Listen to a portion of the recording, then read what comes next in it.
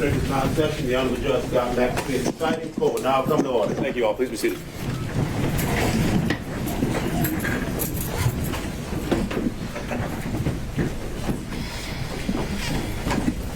Morning, Ms. Taylor. Good to go? All right, we are on the record with 23 SC 188947. Defendant Roman's motion to dismiss and disqualify filed January 8th, adopted and supplemented by several co-defendants. So first, if we could have counsel for the record identify themselves, starting with the state, and then we'll go through the defendants in the listed order. So. Good morning, Your Honor. I'm Anna Green-Cross for the state. Good morning, Judge. Adam Abadi for the state. Good morning, Your Honor. Andrew Evans for Nathan Wade. All right, and beginning with, from the order of, on the notice, beginning with former President Trump. Good morning, Your Honor. Steve Sadow and Jennifer Little for President Trump, and he waives his presence at the hearing. Thank you, Mr. Sadow. On behalf of Mr. Giuliani. Alan Stockton for Mr. Giuliani. He waives his presence as well. Mr. Meadows. Your Honor, Jim Durham on behalf of Mr. Meadows. All right, thank you, Mr. Durham. On behalf of Mr. Clark. Harry McDougall, Your Honor. Mr. Clark waives his appearance at the hearing. And let me go back to Mr. Durham. Mr. Durham, does your client also waive his presence as well? Yes, Your Honor. Okay. Did I catch that from Mr. Giuliani? Yes. Okay. All right, on behalf of Mr. Cheeley. Richard Rice and Mr. President Willits and our client waives. Thank you. On behalf of Mr. Roman. Good morning, Judge Ashley Merchant and John Merchant on behalf of Mr. Roman, and he waives his presence. Mr. Schaefer. Good morning, Your Honor. Craig Gillen and Anthony Lake for Mr. Schaefer. Mr. Schaefer is presently in court. And Mr. Floyd. Aaron McCullough on behalf of Mr. Floyd. And then we also have Ms. Latham. Good morning, Your Honor. William Cromwell for Ms. Latham. She waives the presence. And did we get that, Mr. McCullough, also as well for Mr. Floyd? Just making sure. Okay, thank you. He's here, though. Oh, Mr. Floyd is here. Okay, I see Mr. Floyd is present as well. All right. Your Honor, one more appearance, Sandy Monroe on behalf of the Fulton County District Attorney's Office. All right.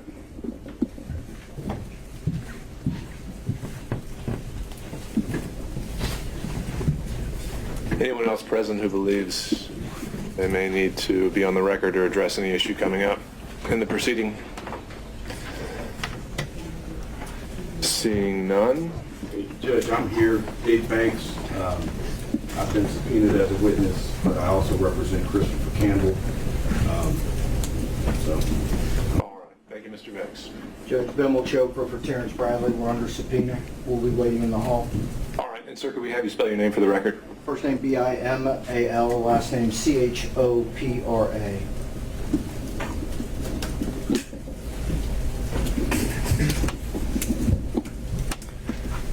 In terms of just a little housekeeping in terms of presenting the evidence this morning, my thought was, as witnesses are called, this being Mr. Roman's motion, that counsel for Mr. Roman would be the first, and any witness that they call, then in order of the listed defendants, there would be the opportunity for additional direct or cross-examination, however you want to characterize it, and then the state on the tail end of that. So, with that, I would turn it over to Ms. Merchant. Is there anything that we would need to take up before calling the first witness? Judge, we would invoke the rule of sequestration. All right.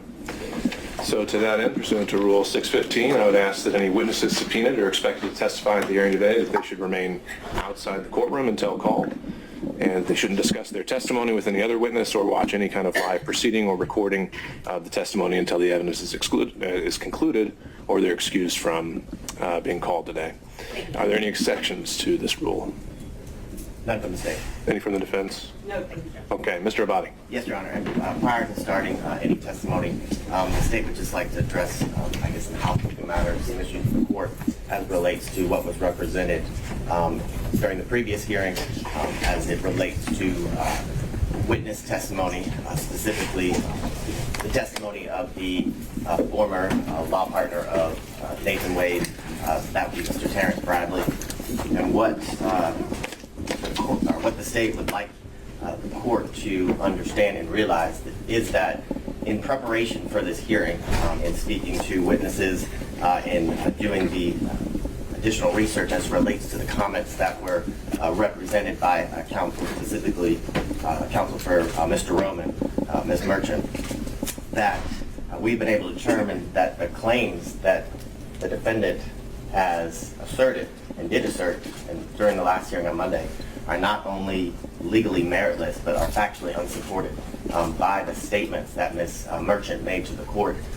What I would say they're patently false. They are egregious misrepresentations of what is believed that Mr. Bradley would say or even knows.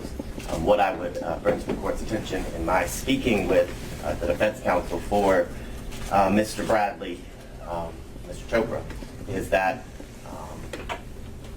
any knowledge of anything he would have would be protected under the attorney-client privilege. He would assert that. And that privilege has not been waived by Mr. Wade.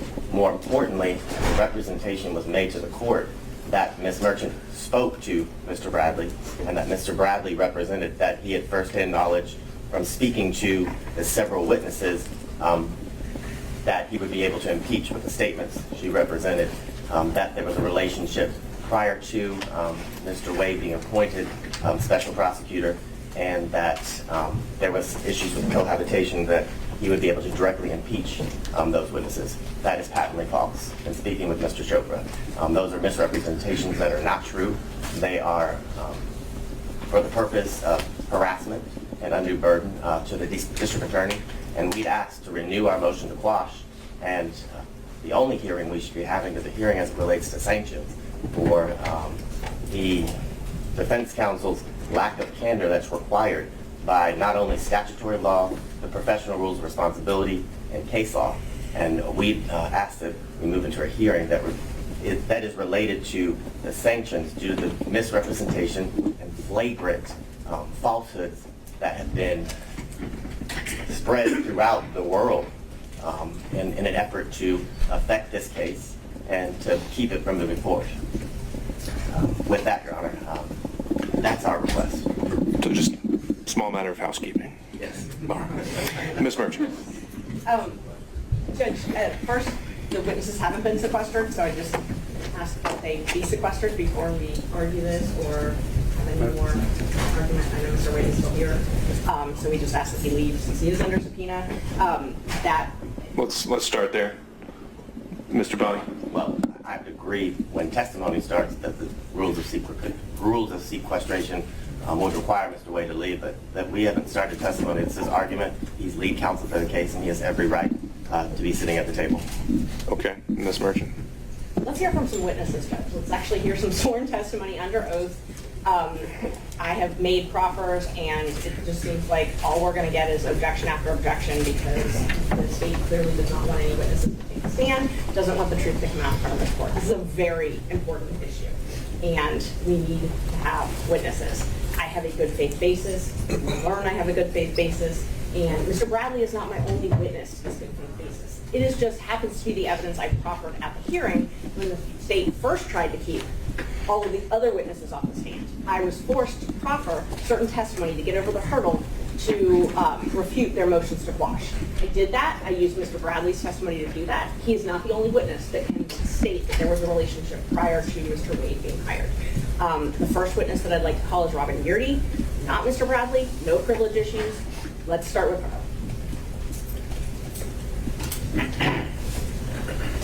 John, when we have additional argument or matters to be brought up, do we want to do it like I just stand up and with relation to what's just been said by Mr. Abate, or are you only hearing from Ms. Merchant at this point? I just need to know the court's protocol on that. Sure. So I think at this point we just need to take these issues one at a time. And as you've joined the motion, I think defense counsel would have the opportunity to weigh in. But again, at any point, if I'm just hearing the same thing over and over again from each separate defense counsel, I'm going to reserve the right to say Thank you. I appreciate that. I only ask for the opportunity to be heard on the invocation of the attorney-client privilege and the burden being on the individual raising the privilege to prove that a privilege in fact was in existence before we get to simply the claim. That's what I asked. Sure, understood. So, Ms. Merchant, I do want to put it back to you, though. The issue raised by the state this morning is that essentially, as I would summarize it, the good faith basis that you did put forward on Monday did not exist, right? So why wouldn't we start with Mr. Bradley and see where we go from there? Judge, the good faith basis does exist. So you basically have them saying it's not true and me saying it's not true. So they think they have a good faith basis. I think I have a good faith basis. I have a huge good faith basis for everything that I put in every single motion. That's going to come out. The reason I don't want to call Mr. Bradley first is for hearsay objections, quite frankly. And normally we don't have to disclose how we're going to present evidence. I'm okay doing that here, but based on the rules of evidence, hearsay, and privilege issues, what makes the most sense, and we've spent a lot of time thinking about this, what makes the most sense is for us to have Ms. Yeardy testify, and if you want me to proffer what I anticipate she's going to say, I talked to her last night. She's going to say that there was a personal relationship that began in October of 2019. She's going to testify to that. And she has personal, direct knowledge of that. It's not hearsay and it's not privileged. She's going to take the stand. She's terrified, but she's going to take the stand and tell the truth. And then I plan on calling Mr. Wade, because at that point, I can overcome their motion to quash and bring Mr. Wade, bring him to come. Then I can go through privilege issues with him, and then I can have Mr. Bradley testify. And we won't have to have an objection to every single question I ask Mr. Bradley. An objection to hearsay, an objection to privilege. So that's how I plan on presenting the evidence, because it makes the most sense. And I think I'll be able to overcome any privilege objections. But we can talk about that when Mr. Wade takes a stand. All right. Mr. Avati, any last words on starting with Ms. Yeardy and going from there, taking it a witness at a time? I mean, no, but I guess my final response would be that, as Your Honor pointed out during the last hearing, Ms. Merchant's entire representation for good faith was all solely based on Mr. Bradley. In fact, I remember the court saying that the star witness presented or provided by the defense is Mr. Bradley, and you asked a specific question. Ms. Merchant, well, Mr. Bradley, does he have firsthand knowledge from these people, each one of them, you named the lawyers plus the investigators, as it relates to the claims that were made? And her answer was yes. I can definitively tell you the answer is no. And Ms. Merchant has not spoken to Mr. Bradley, according to his counsel, B.C. Chopra, who is outside and can represent to the court the things that I've represented. And he has maintained and represented that everything that she plans to go into or ask is protected by attorney-client privilege. And the only point of this process and this procedure, as it relates to the motions that were filed, is to create a spectacle and to create harassment to the district attorney of Fulton County. And we request that the only hearing we move forward is sanctions for counsel's lack of duty of candor to the court and to counsel. All right. Well, I think you certainly put her on notice if that is actually the case. But at this point, I have someone saying yes and I have another person saying no. And so I think that conflict in the evidence that we noted on Monday still exists, and that's where we are. And we'll see how the evidence presents itself. So with that, Ms. Merchant, are you ready to call your first witness? Yes, Judge. All right. We called Ms. Yeardy, and I knew Mr. Partridge had emailed before, and I quite frankly couldn't keep up about a Zoom, so I put it on Zoom or it was going to be here at 9:30. Maybe on Zoom, I'm not really sure. Ms. Partridge, Mr. Partridge was joining us by Zoom, but Ms. Yeardy is here in person, right? Mr. Partridge, I believe, represented that his client would be more comfortable if he were here in person, and that, due to his conflict in Richmond County this morning, couldn't occur until this afternoon. I think that is a reasonable request, but not the state's business. The witness is here. If her attorney is able to join right now, perhaps that can be something that is addressed with Mr. Partridge in the court. But I want to alert the court that was the representation that the witness would prefer not to go forward without the client present, and that's certainly a reasonable request. Sure. I think the latest I'd seen, though, was that Mr. Partridge was going to be able to join by Zoom. Okay, great. I didn't know that he had that Mr. Partridge had affirmed that perhaps that was an email this morning that I missed. Yeah, I don't know either, but the state seems to know that Ms. Yurdi is here, so I guess she's not appearing by Zoom.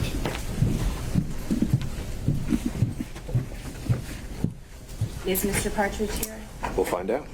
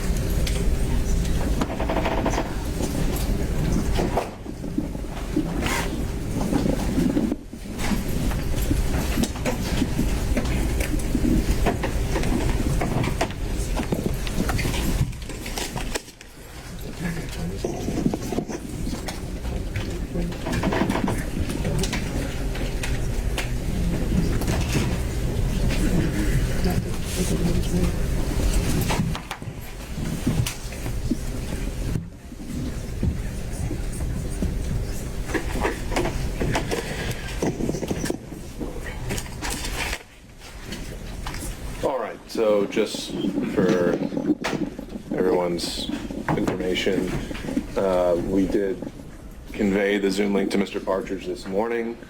I think the last exchange we'd had is that he can join us by Zoom, and apparently he has elected not to do so.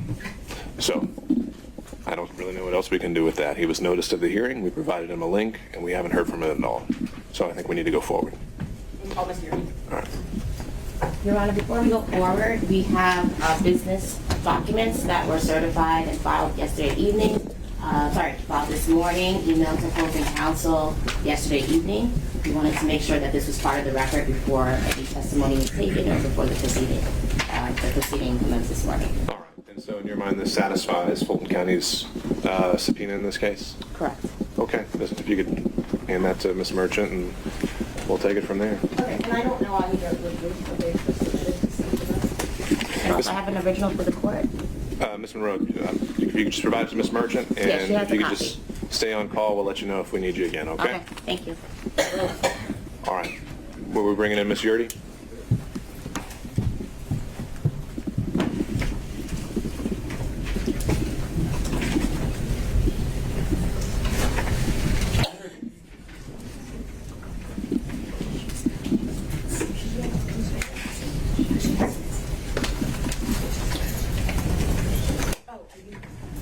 I'm sorry, I thought the state said that Ms. Yurdi was outside, that they'd seen her or something. So, may John Merchant step out? She's under subpoena to be here at 9:30.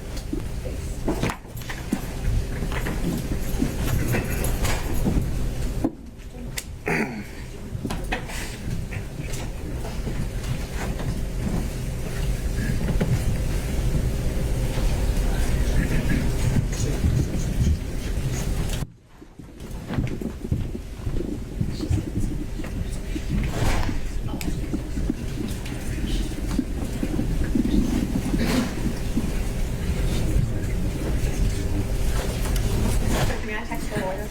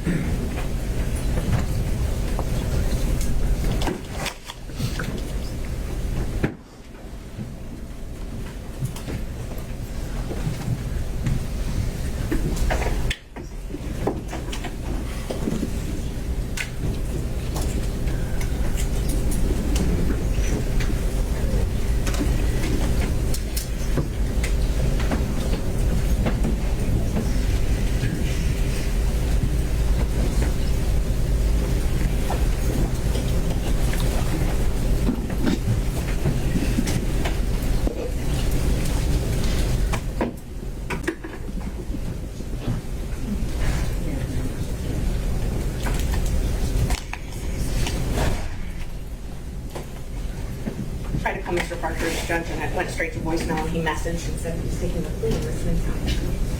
All right, did he say where his client is? All right. And this is the, was this a former or current employee of the DA's office? Okay. And her return's been filed. I know that she did not want to come without her lawyer here, but I said, they instructed them they'd go with her.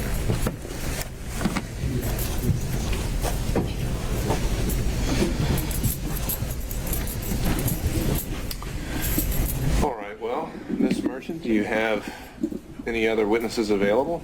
Well, we have Mr. Bradley. We have him testify, but again, we're probably going to have a lot of objections with privilege, and so I'd much rather call Ms. Yearby first, but I know that Mr. Partridge, we're wrinkling that this morning by having a conflict. Sure. So. But what I could do is I could call Mr. Bradley and then I can bring him back. Exactly. I think you can always recall him. We can ping pong back and forth if we need to based on hearsay issues, but at least we can use this time until Mr. Partridge chooses to join us. Is he on the Zoom? Or not Mr. Partridge or Ms. Yearby on the Zoom? No, not that we're aware of. No, okay. Just wanted to check because I don't have access to that.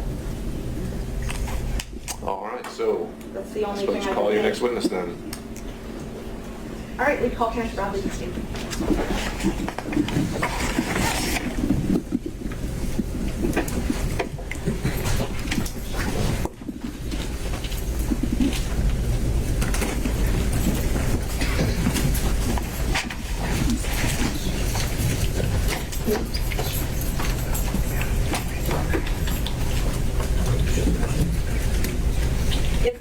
If we don't hear, and I don't want to have the sheriff pick anybody up or anything like that, but if we don't hear from Mr. Partridge within an hour or so, we need to help Ms. Yearby. Understood. Thank you.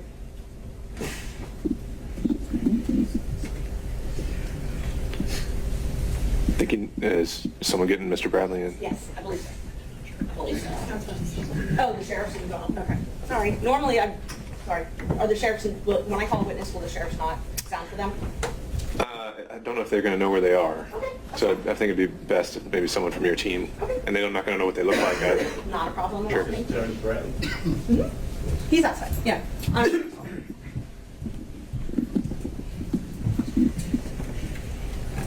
Everybody does things.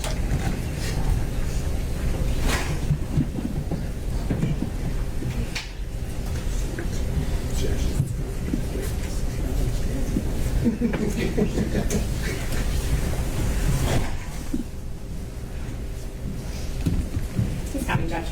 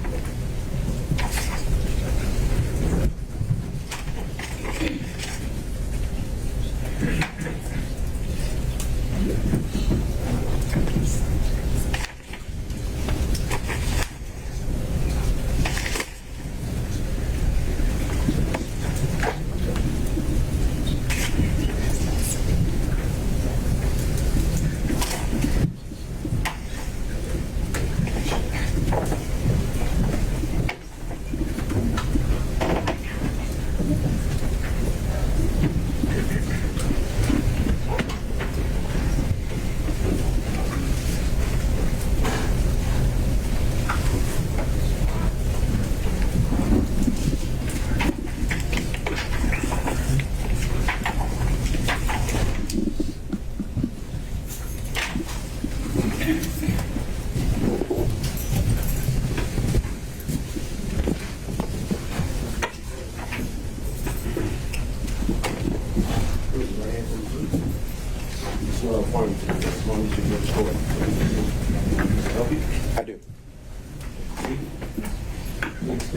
Terrence Bradley, Terrence Bradley, Bradley. Your Honor, as Mr. Wade's counsel, before we start, we would request to go back into chambers to talk about attorney-client privilege before we get on the stand. Why does that need to be in camera? It doesn't necessarily, well, there's statements that could be made that could be prejudicial depending on whether they were covered or not, and whether he's going to break the...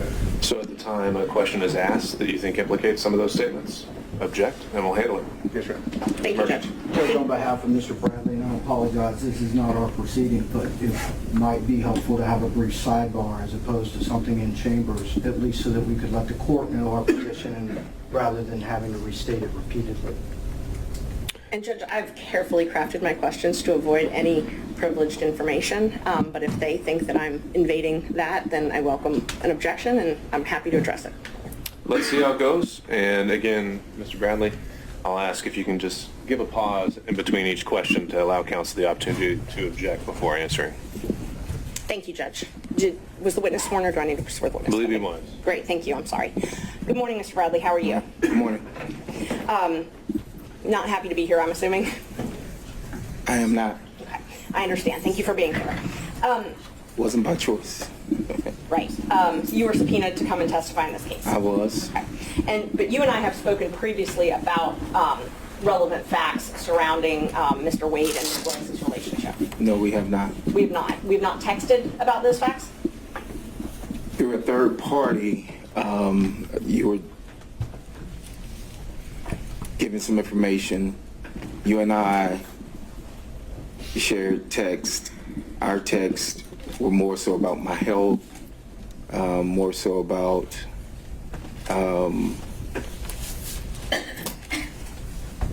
if I was okay with what was going on, that I would not be, whether or not I was going to be subpoenaed or not, and that emphatically I would not have been sitting in this position as being called as a witness. So that's what my text chain show. So no. That we've never talked about Willis and Wade having a relationship. Not directly you and I, no. We talked about my health. Okay. We talked about, as I stated before, other things, but not this, no. Okay. Did you text me about Wade and Willis taking many trips together? I object. Well, There's been an objection. One, I'm going to object as it relates to attorney-client privilege. Two, I'm going to object because I haven't seen the text message that she's attempting to impeach the witness with. And two, he's made all of his representations is that he's had zero communication as it relates to the issues that Ms. Merchant continues to ask about, and that the only information that she has from him is through a third party, which would be hearsay. Ms. Merchant. Judge, it's not hearsay. We've had these conversations. If I need to take the stand, I will. If I need to put my phone into evidence, I will. So the first objection was to privilege on behalf of the state. Oh, I'm sorry, I did not respond to that. Sure. Thank you, Judge. Privilege is only communications that are made in furtherance of legal advice. There's been no showing that whether or not they took a trip to California or took a trip, or that Mr. Bradley and I talked about that, either in person or by text, that's privileged. I'm not asking for any communications that Mr. Wade might have made to Mr. Bradley in furtherance of any legal advice. All right, and Mr. Abadi, I believe, as the one asserting privilege, it would be your burden to show the necessary foundation there. Is that something you want to voir dire the witness on, or take up here on this specific question? Well, no, I'd also object to foundation grounds. She has not provided any foundation that he would have any knowledge of what she's requesting he answer. His answers were he had no knowledge, and now she hasn't laid the foundation in order to continue to ask the same question over and over again. Ms. Merchant. Judge, on behalf of Mr. Bradley, we do object. This falls under the privileges afforded under 1.6 of the rules. And the attorney-client privilege is not something that Mr. Bradley can waive. Only Mr. Wade can waive it, regardless of any information or communications being proffered by the client. Mr. Wade would have to waive them in order for Mr. Bradley to continue to testify about any of this relationship until it's been established when that privilege should have begun. Sure. And so far, though, I haven't heard anything about a relationship, about an attorney-client relationship, about a privilege ever attaching. And I think that's going to need to be established before we can actually determine the scope of it and whether this falls inside or out of it. So I think either Ms. Merchant can take the lead if she wants to, but my understanding was that generally has to fall on the person who's asserting the privilege. Except for the attorney is not authorized to violate that privilege, or else he has in fact violated the bar rules, which we have an opinion regarding from someone in the State Bar of Georgia.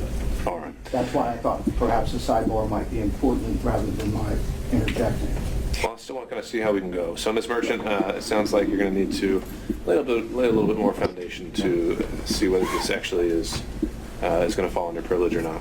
That's not a problem, Judge. And what I can do, I was just told that Ms. Yerdy's in the waiting room, but I can, if the state wants to read my text, if Mr. Bradley wants to read them to refresh his memory, I have absolutely no problem with that. I have my phone here, and they're welcome to do that. But I'll talk about some other things, and then maybe if they're going to have a lot of objections to privilege and hearsay, what I can do is I can lay a foundation with Mr. Bradley, get him off the stand, put Ms. Yerdy up, and then Mr. Wade, so we can get through the privilege issues. That might make the most sense. Thank you. All right, let's talk about something not controversial then. When did you and Mr. Wade first meet? Probably 1998. Okay. And did you all have a law firm together? We did. Okay. When did that firm start? Probably, I think it was 2010. We started exclusively working together as a firm, operating as a firm. Okay. And were you all actually incorporated as a firm? Not initially, no. He had, when I passed the bar and I hung the shingle in 2007, I think he had been practicing a few years prior to that. He had his own firm. We had two separate firms. Okay. At some point, did you all incorporate, though, together? We did. Okay. Do you remember about when that was? I do not at this particular moment, no, ma'am. I'm sorry. Okay. Do you remember if it was administratively dissolved? I've been made aware that it's been administratively dissolved. Yes, I left the firm around 2 years ago. When did you leave the firm? August of 2022, I think it was. August of 2022. Okay. It was either August or September of 2022. Okay. August, September. Let me make a note. So in October 2019, were you all incorporated as a firm? I think we were, maybe. Okay. Yes. And when Mr. Wade filed for divorce November 1st or 2nd, 2021, were you all incorporated as a firm? We should have been. I'm thinking that we were. Yes, ma'am. Okay.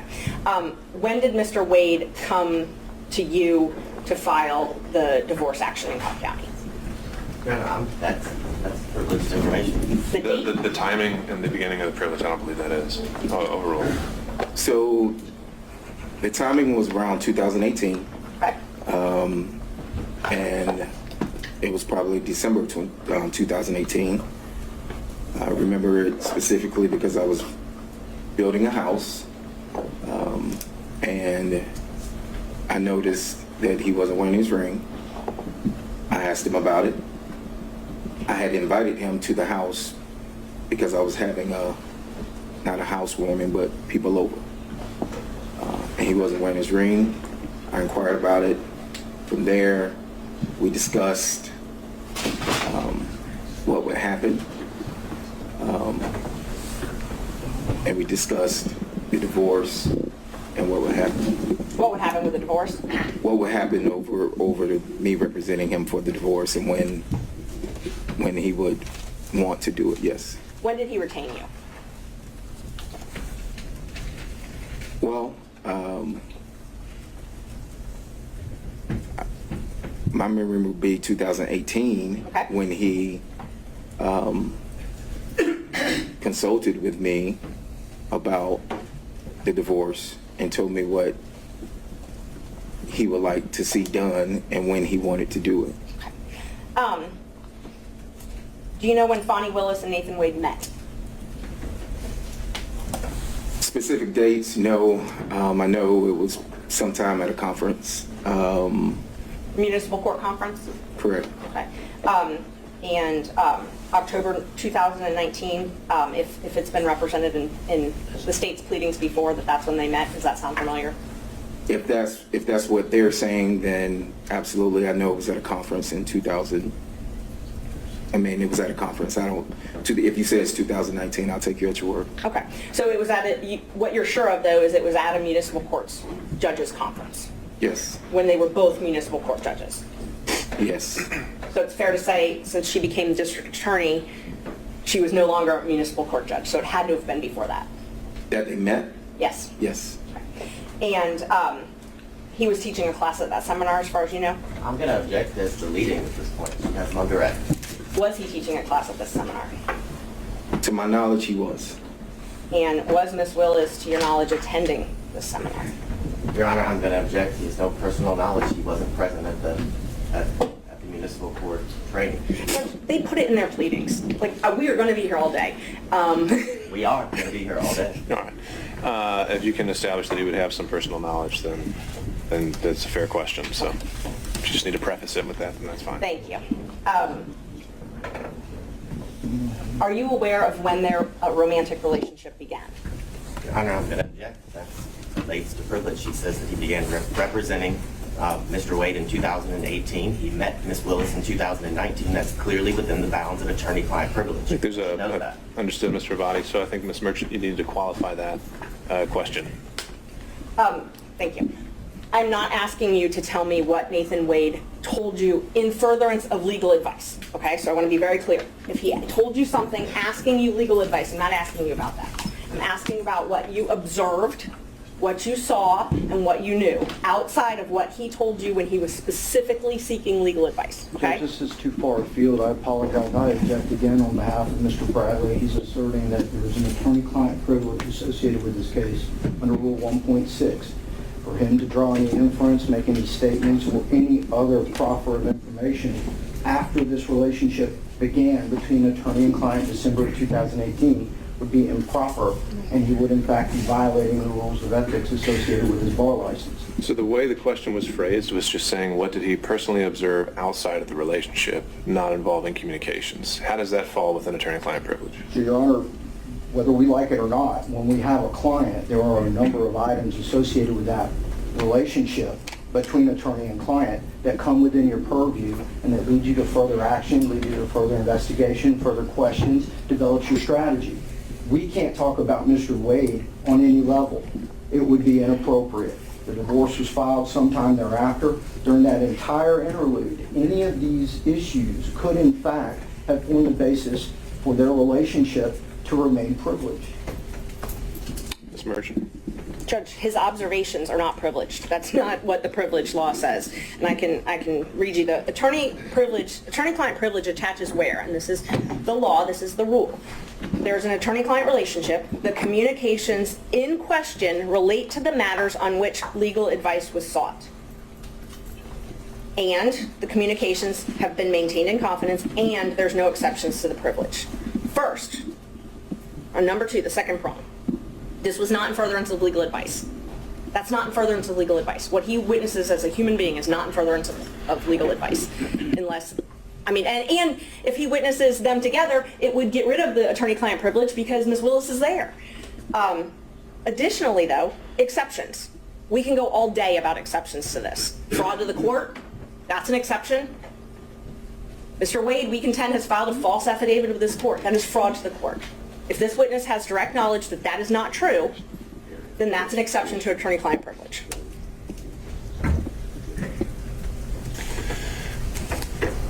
All right. Ms. Merchant, if you could re-ask that question, again, qualifying it as, if it's, I think you qualified it as anything that outside of anything he learned or was told as a result of his representation. It was just any observations he made, which in my mind, as you phrased the question, would have included before December 2018 when this first consultation occurred. I think if you can go step by step, we can handle this.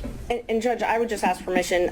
We gave the state notice under 611 that all of these witnesses do not want to be here. They are adverse witnesses. I understand. Yes, so I'd like to have leeway to be able to cross them. Thank you, Judge.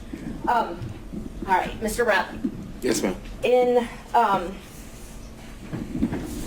You have knowledge that their relationship began in 2019. I do not have knowledge, but again, I have consulted with the bar as late as yesterday at 4 o'clock. I am not here to... Your testimony is that you do not have independent knowledge. I cannot... I was advised by the bar that Rule 1.6 of confidentiality applies and that I cannot reveal anything that I saw or learned. And that if the court is asking me to do that, that an immediate certificate of review should be asked.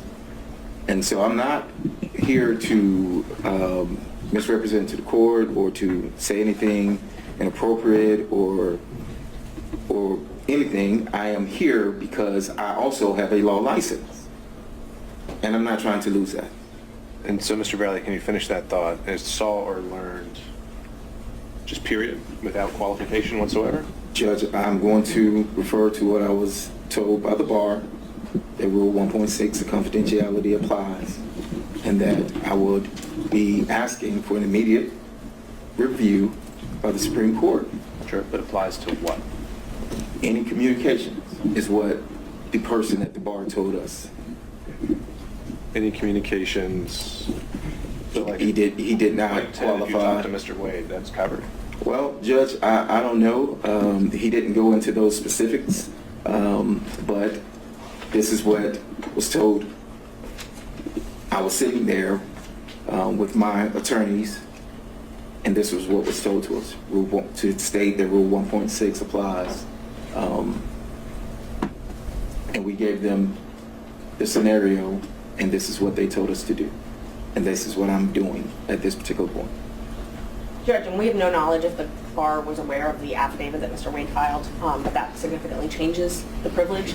He waived the privilege when he put that in the affidavit, so that's one of the reasons I wanted to call him. That's a waiver. He put the relationship in the when the relationship started and put the relationship in his affidavit. He put a lot of information in that affidavit that would waive certain amounts of privilege. So he disclosed this relationship. So basically what we've got is we've got Mr. Wade being able to say what he wants about this relationship, but then we're not allowed to ask questions to qualify that. So that's not how it works. They either get to admit it or they don't.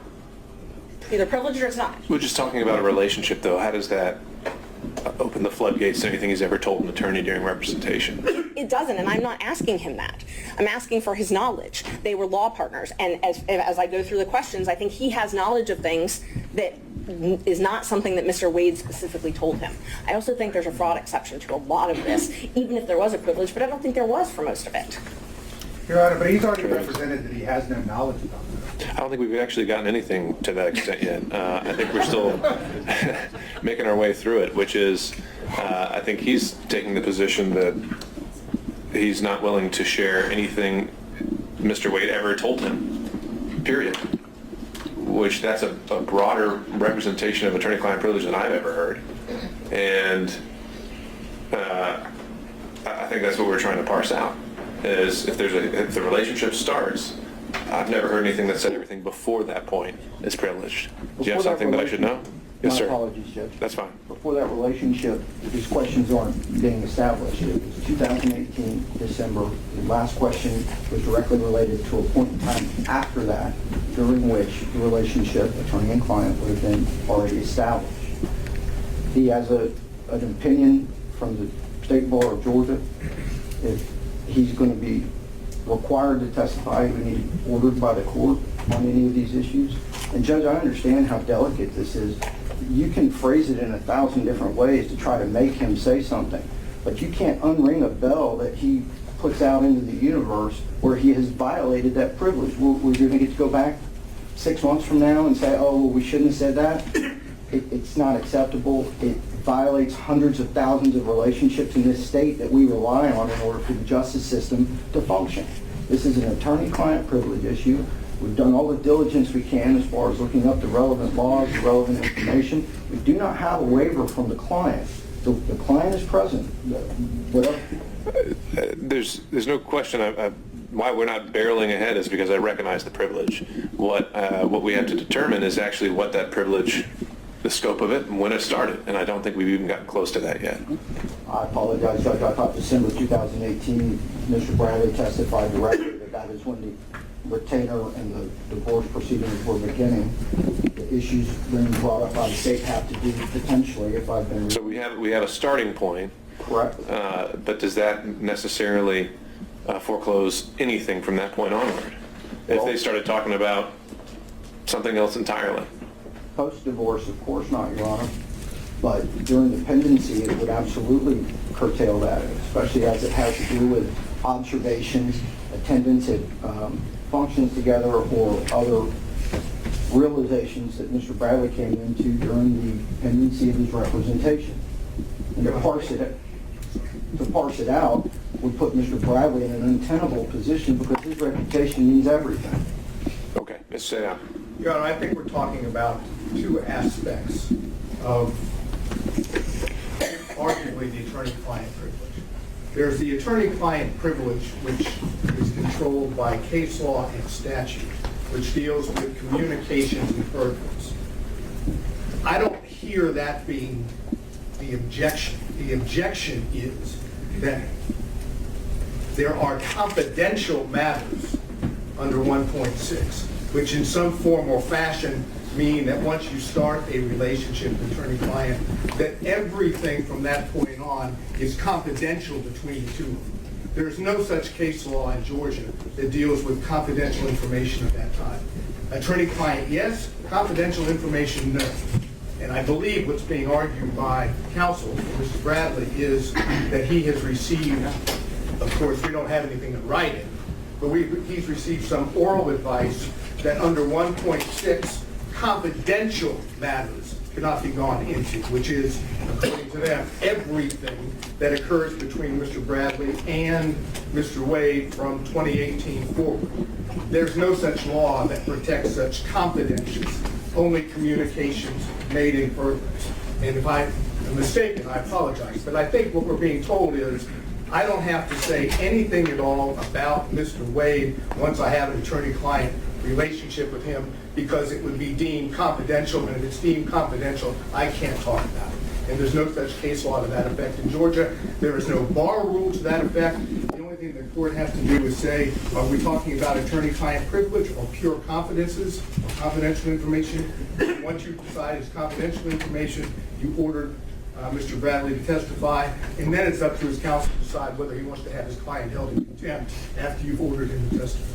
And Judge, that's an overstatement. We have not said that he can't testify to anything. The specific question on the table is what observations do you have between Mr. Wade and Ms. Willis from that point on? Now, they, the defense and their teams, have made an allegation of some impropriety. That same impropriety could be related to a divorce proceeding on every level. We're not here to say we're not talking. We're here to say we're not talking about things that came into his knowledge associated with his representation during the divorce. I realize there's an evidentiary standard, and then I realize that there's the cornerstone of what we do, which is the bar rules, the state bar rule 1.6. We violate that, and the whole thing comes tumbling down. We're not saying that you can't ask about, did Mr. Wade enjoy a beer at a ball game? That wasn't the question.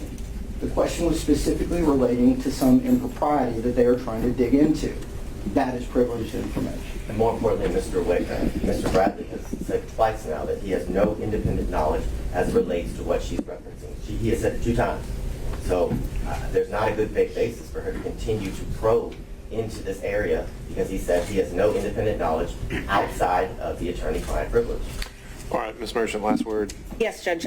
Judge, Mr. Bradley, if ordered. He's here by subpoena. If ordered to testify, it's not a issue with the bar. My question was not about attorney-client privilege. I'm being very careful not to ask anything that Mr. Wade asked in furtherance, but I've been informed that Robin Yeardy is on the Zoom, and so if we want to start back on our original plan, we can call Ms. Yeardy and have her testify and then put Mr. Wade up and we can go through the privilege issue with him.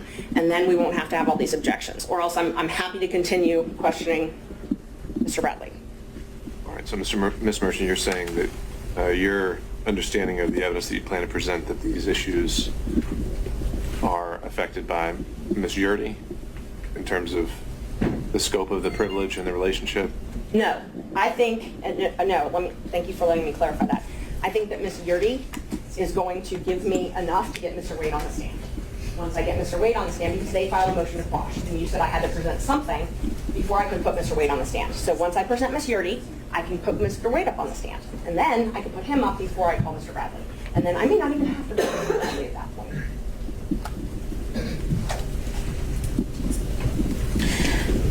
All right. Judge, Sorry, who's? I'm on Zoom, Your Honor. Attorney Durante Partridge, Judge, on behalf of Ms. Yeardy.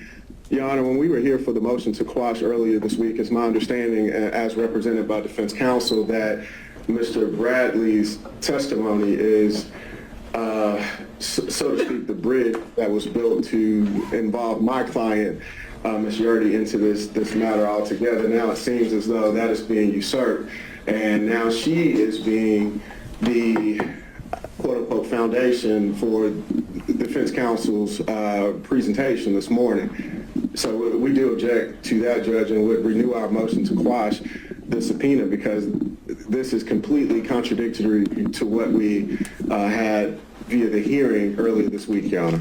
Judge, may I respond? It's okay, Ms. Merchant. Mr. Partridge, as I recall, that did not apply to your client as much. The original motion to quash that you filed said she had absolutely no knowledge about anything. What Ms. Merchant proffered, and what I didn't hear you saying was not the case, is that at some point Ms. Yeardy lived in a residence and shared a residence with Ms. Willis and potentially Mr. Wade at some point. So I think she's directly involved in the center of this. I don't think that really needs much in the way of foundation. And Judge, I apologize, Your Honor, to talk over the court. That information, however, Your Honor, is my understanding came from Mr. Bradley, and that information was incorrect, as I informed the court earlier this week as well. There was never any time that Ms. Yeardy and Ms. Willis lived together. There was a sublet of a condo that Ms. Willis resided in that had absolutely nothing to do with that of Ms. Yeardy, outside of Ms. Yeardy subletting it to Ms. Willis. Ms. Yeardy actually moved into a different residence. Per our conversation with Ms. Merchant yesterday, that is exactly what it is. So there was no overlapping or any time that they stayed together, nor does Ms. Yeardy have any information as it relates to Mr. Wade staying at that condo as well with that of Ms. Willis. So again, Judge, I'm renewing. No, we don't need to hear it again. Ms. Merchant. Judge, luckily I don't have to tell the state or them everything that I plan on introducing a witness for in response to their motion to quash. She has a lot of personal knowledge. And when we had a motion to quash, I had to get over a good faith basis, and I presented that to the court. I did not spend 4 hours going through everything that this woman's going to testify to. She has personal knowledge. Is she actually here? I think she's on Zoom. What I understand, Mr. Partridge. Mr. Partridge, is your client with us? She's on the Zoom platform, Your Honor, since I'm in Richmond County via my conflict. But she is on the Zoom platform at this time, Your Honor, in the waiting room. I believe she may have been admitted. I see a Robin on my screen. I'm assuming that is my client. Ms. Merchant, you want to examine her by Zoom? That's fine. All right. We will waive Mr. any Abadi. Sixth Amendment objections to Sure. it. That's fine. My only objection was the representation at Monday's hearing was the good faith basis was based on what she learned from Terrence Bradley. And we know that is false. It's not true. So there is no good faith basis, and we would renew our objection and to quash the subpoena. That was not in regards to Ms. Yeardy. It certainly was. It was at like the 20-minute mark in the hearing. Judge, she has personal knowledge of this relationship. It's not what was represented on Monday. The personal knowledge came from Mr. Bradley. She has no good faith basis to explore this fishing expedition as it relates to Ms. Yeardy. This is a blatant misuse All right, of the Mr. process. Ms. Merchant, I do believe that when we went through the motion to quash, you grouped them into two categories, and each one of them we said that they were going to be impeached by Mr. Bradley.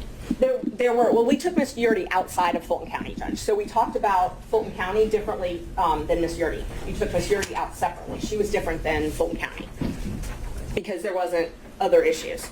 And again, so we're arguing the motion to quash. I responded to their argument on the motion to quash. Did I tell them that she's going to testify that she's known Ms. Willis for years and that her middle name is Latrice? No, I didn't tell them everything she's going to testify to. I don't, like, if you wanted me to, I could have, but that has nothing to do. There is a witness that contradicts what they have said in court, and they're doing everything they can to keep her off the stand and keep the truth away from this court.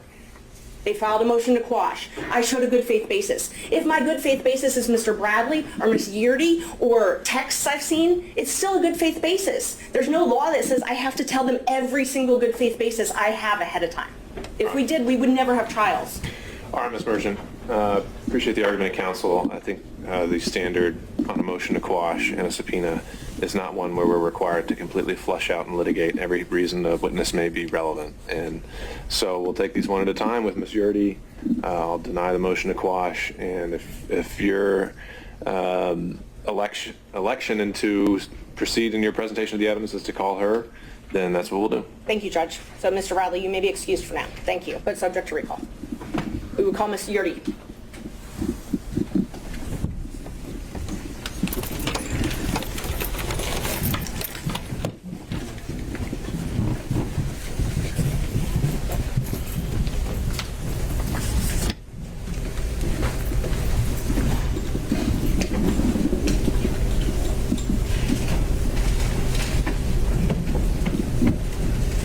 Would you like me to swear her, Judge, or?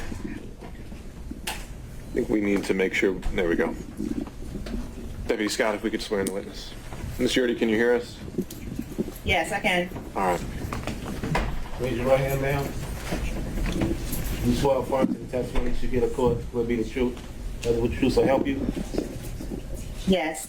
Would you please state and spell your full name for the court? Robin Latrice Yurdy. Thank you, Ms. Yurdy. Thank you for being here. Can you tell the judge when you first met Ms. Willis?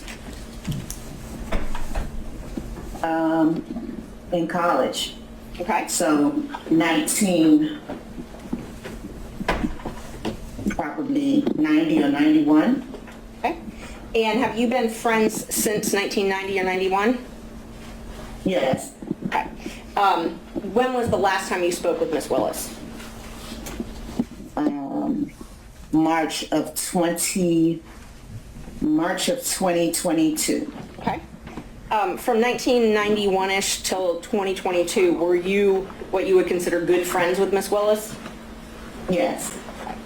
And did you all share personal information regularly? Yes. And did you even come and work with her at the DA's office? Yes.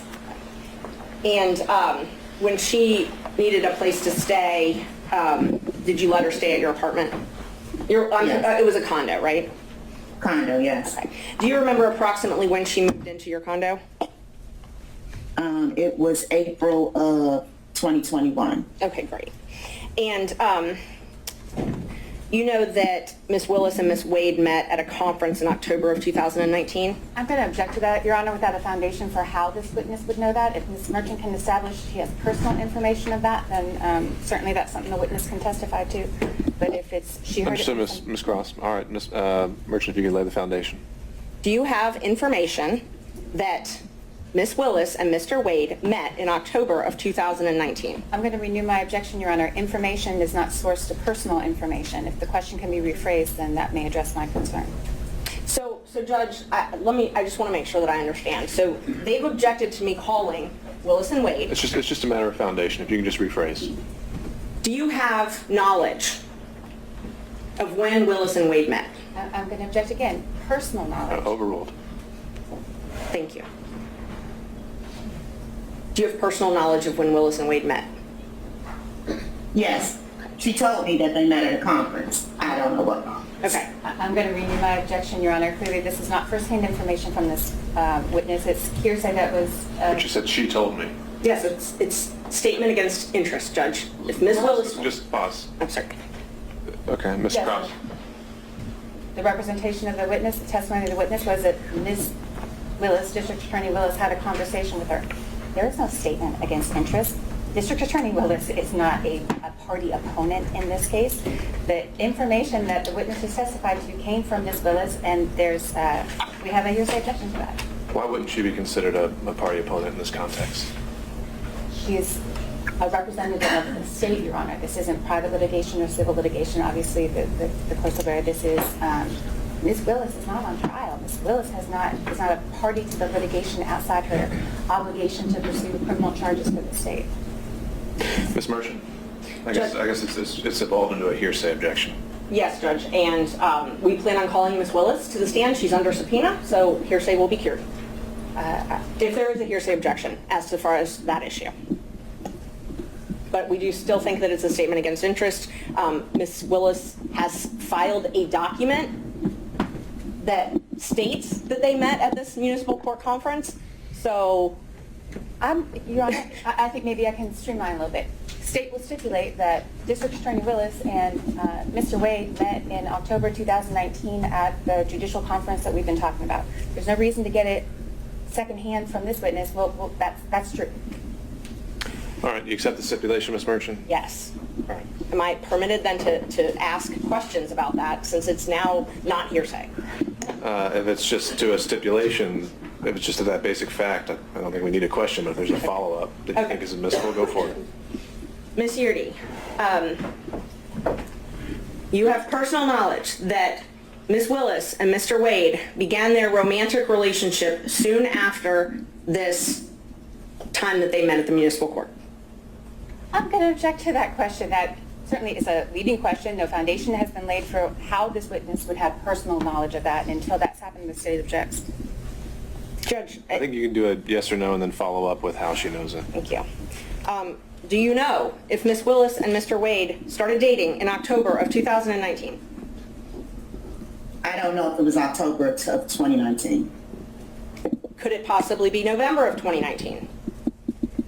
Could possibly. Okay.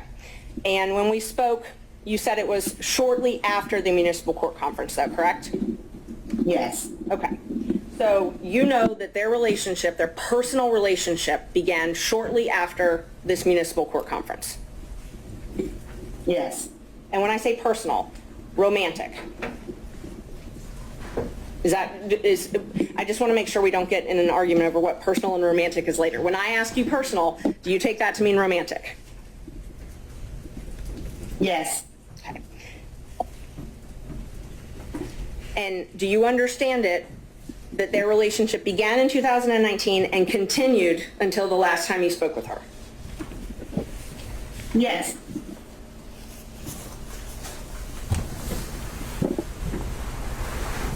And you were essentially her best friend during this time, right? Not best friend, good friend. Good friend, okay, close friend. And so would you frequently socialize with her? Yes.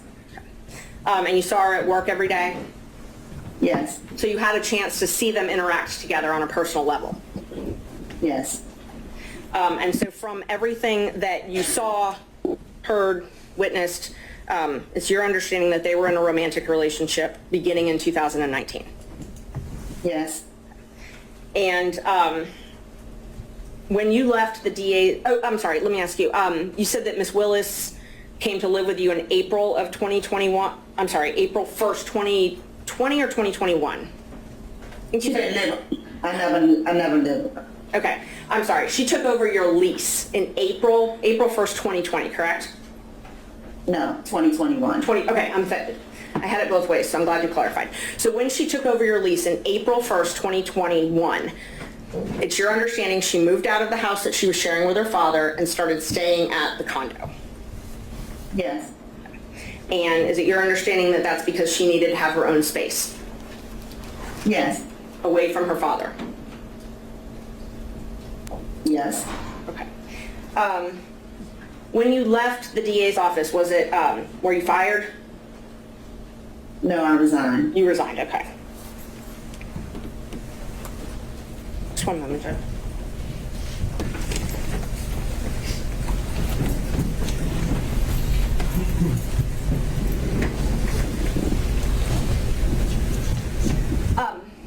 Can you tell us why you resigned the DA's office?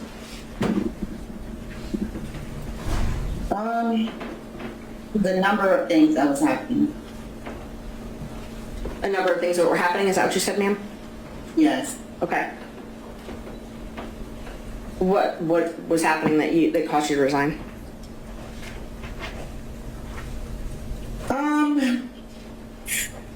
It was a spiral of things. So, I guess the last straw is I was put in a department that I knew had no knowledge about. Something happened, and I didn't like it. They didn't like it, and that was it. Okay. Did you have any falling outs with Miss Willis? Well, we never spoke after that. You never spoke after that, okay. And so you're, without going into all the painstaking details, there's no doubt in your mind that from 2019 until 2022, Miss Willis and Mr. Wade were in a romantic relationship. What's the question? You have no doubt that their romantic relationship was in effect from 2019 until the last time you spoke with her? No doubt. Okay. And that's based on your personal observations and speaking with them and seeing them together and things like that? Yes. Okay. No other questions? Thank you. The other folks may have some questions for you, Mr. Yurdy. Say no. You want me to go to the attorney? If it's more than a couple questions, then sure, but if not. It's only a couple questions. Okay. I think, can the court reporter hear me okay? Ma'am, let me be very specific. Did you talk with Miss Willis about her romantic relationship with Mr. Wade? Yes. Did Miss Willis tell you on more than one occasion that she was engaged in a romantic relationship with Mr. Wade prior to you leaving the district attorney's office? Did she tell me or did I observe? I'm saying right now what to tell me. Yes. Did she tell you that in the year of 2020?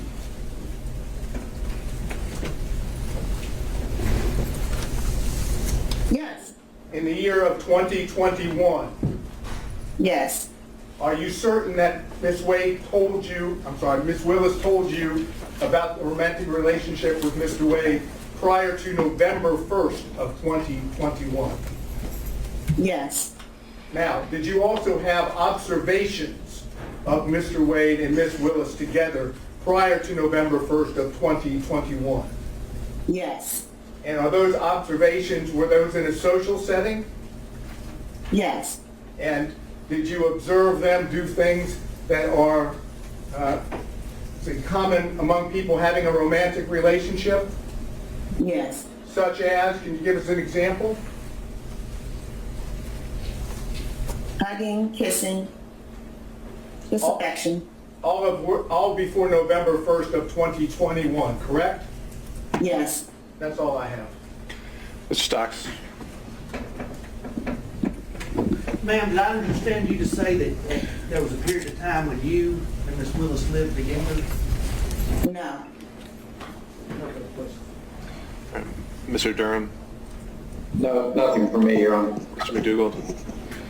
Nothing, Your Honor. Mr. Rice? Good morning, Ms. Yurdy. Were you aware in 2021 of any trips, social trips that Ms. Willis and Mr. Wade took together?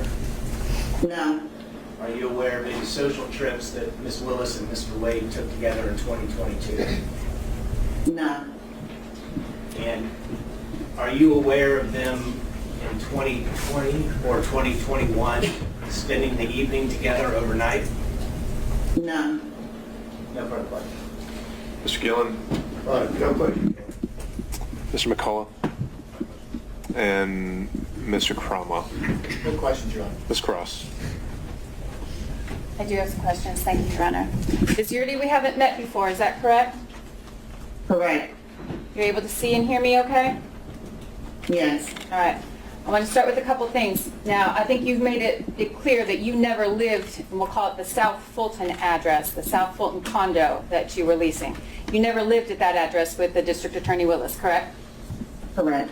And never at any time? Never. All right. You never observed or have any information about District Attorney Wade and District Attorney Willis and Nathan Wade living together, correct? Correct. You don't have any information about that? No, I don't. Anybody said that that information was sourced to you, then that's incorrect. That's incorrect. Did District Attorney Willis pay rent at that establishment, at that condo while she lived there and you were living elsewhere? Yes. Who paid the rent? She did. Nathan Wade ever pay the rent? No. And you never told anyone otherwise? I didn't hear your answer there, Ms. Yurdi. Did you ever tell anyone otherwise? No. All right. So let's talk for a second about your time at the District Attorney's office. You were disciplined several times in the District Attorney's office during your employment there, correct? No. You weren't written up ever for poor performance, Ms. Yurdi? Once, not several. One time you were written up for poor performance. Were you counseled several times about your performance in the District Attorney's office that was subpar? No. Did the District Attorney tell you that your performance was insufficient and that you were going to be fired? No. That never happened? No. Maybe when we were at the end. What's the question?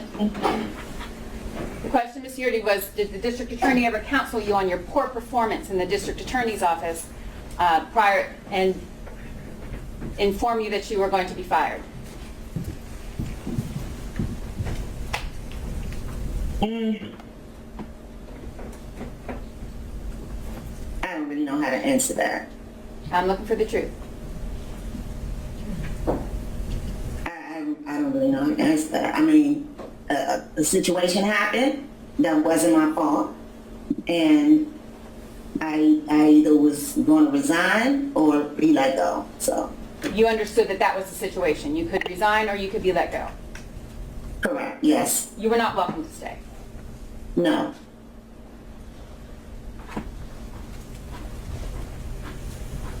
And the conversation where you were informed that you could resign or you could be fired, that conversation was not the first conversation you had with the District Attorney about your poor performance in the office, correct? Well, it was kind of a spiral, but no. Yeah, it was. Whatever the situation was. Commentary by counsel. Questions are fine. Understood, Mr. Stato. Ms. Cross. Ms. Yurdi, the circumstances of your leaving the District Attorney's office ended your friendship with the District Attorney Willis, correct? Yes. Y'all haven't spoken since? No.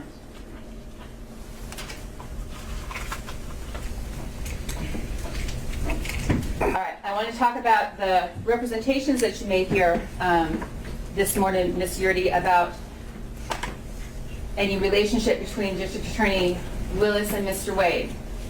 I want you to tell me what was the first time let me ask it this way. You said that District Attorney Willis personally informed you of a romantic relationship. Is that what you testified to? Yes. And when did that conversation that you purport to have, to recall, when did that happen? I mean, I don't have a month or a day. Where were you? Just talking in general.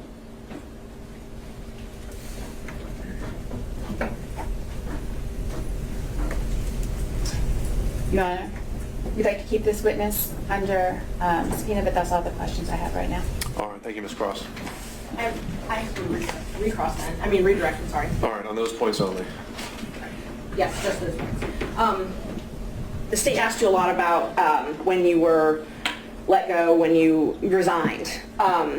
Did something happen as far as purchasing that you didn't feel comfortable with, purchasing things through the county for Ms. Willis that caused you to not be comfortable working there anymore? No. And I didn't tell you how to testify here today though, right? Right. And everything you've testified to is from your personal knowledge? Yes. Okay. And you've told the truth here today? Yes. Okay. Judge, I believe she's only under my subpoena, and I'm fine releasing her from that subpoena. Not yet. Oh, I'm sorry. By show of hands from other counsel, starting with Mr. Sadow. Your Honor, I believe the door's been opened now to ask this particular witness about statements that Ms. Willis made to her. She brought it up on cross-examination on a couple of occasions. Did Ms. Willis say this or inform you of that? So I'd like to now ask her questions directly about what Ms. Willis told her about her romantic relationship. I think we'll take those one at a time, question by question, and we can address those to see. I don't know about a complete opening of the door. We'll see where we go. The first time that you spoke to Ms. Willis about her relationship, romantic relationship with Mr. Wade, do you happen to remember what Ms. Willis said? In essence, not word for word, but in essence what she said. No. Do you remember the first time she told you, in whatever words were used, that there was a romantic relationship? No. Is this the kind of conversation that you had with your best friend, ongoing over a period of time in which it was common knowledge to you that there was an ongoing relationship between Ms. Willis and Mr. Wade? What's the question? Yeah, I'll ask it again. Is the nature of your then relationship with Ms. Willis such that you were having these ongoing conversations, that is, best friend type conversations about her relationship with Mr. Wade? I don't remember. Okay. Without getting any further in too much detail, is there any doubt at all that Mr. Wade and Ms. Willis had a romantic relationship, as was told to you, prior to November of 2020? She was already asked that question by Ms. Merchant. I just didn't know whether that needed to be... She said no doubt. No doubt. All right. Any other defense counsel by show of hands? Seeing none. Last recross from Ms. Cross. Anything else? Not at this time, Your Honor, but we'd ask the witness remain under subpoena and subject to recall. Judge, she's under my subpoena, and I'm releasing her from my subpoena. So if they want to subpoena her, they're welcome to do that. Ms. Cross. I would prefer that the court keep her under subpoena. I think, Sure. Given the representation of Ms. Merchant, given how she intends to proceed today, that this witness may need to be recalled. All right, understood. In the interest and knowing that we may have to bring witnesses back and forth, I think it's in the interest of effective presentation of the evidence here. Ms. Yurdy, you are still going to remain under the auspices of your subpoena, and so please stay in touch with your attorney. We may need you to rejoin us on Zoom at some point today or tomorrow. Understood? Okay. All right, don't discuss your testimony with any other potential witnesses, all right? All right. All right, you can log off. And Judge, I'd ask, can Mr. Partridge stay on for just one moment? For what reason? The state had made some allegations that I misrepresented some things to the court, and I'd just like the opportunity to clear that up, that Mr. Partridge is the one that told me that they lived together for a month. They've called me everything but a liar today, and so I just think that it's appropriate for everyone to know where that information came from. All right, Ms. Merchant, I think you've made your position clear. That's, I don't think we want me to get sidetracked on that. All right, Ms. Merchant, you can call your next witness. Thank you. We call Mr. Wade. Judge, may I be excused as well, please? All right, take care, Mr. Partridge. We call Mr. Wade. All right. Ms. Cross.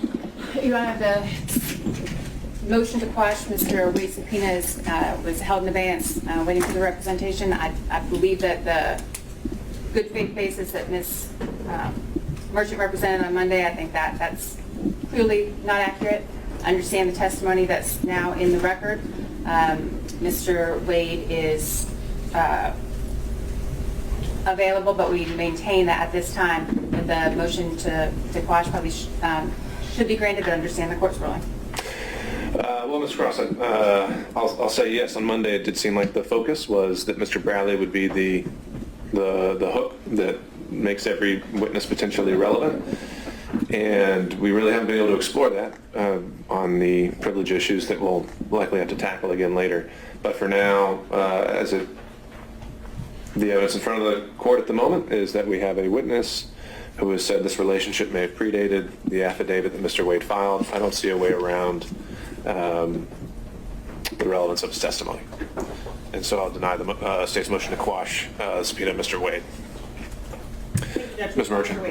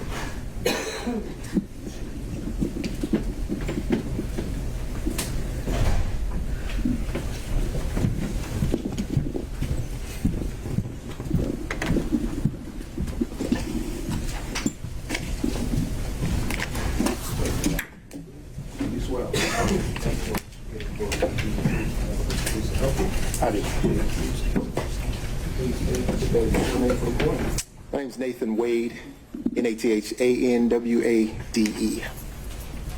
Good morning, Mr. Wade. Good morning. Prior to filing this motion to disqualify, you and I were friends, correct? Yes, And in fact, I supported you when you ran for judge in 2016. you did.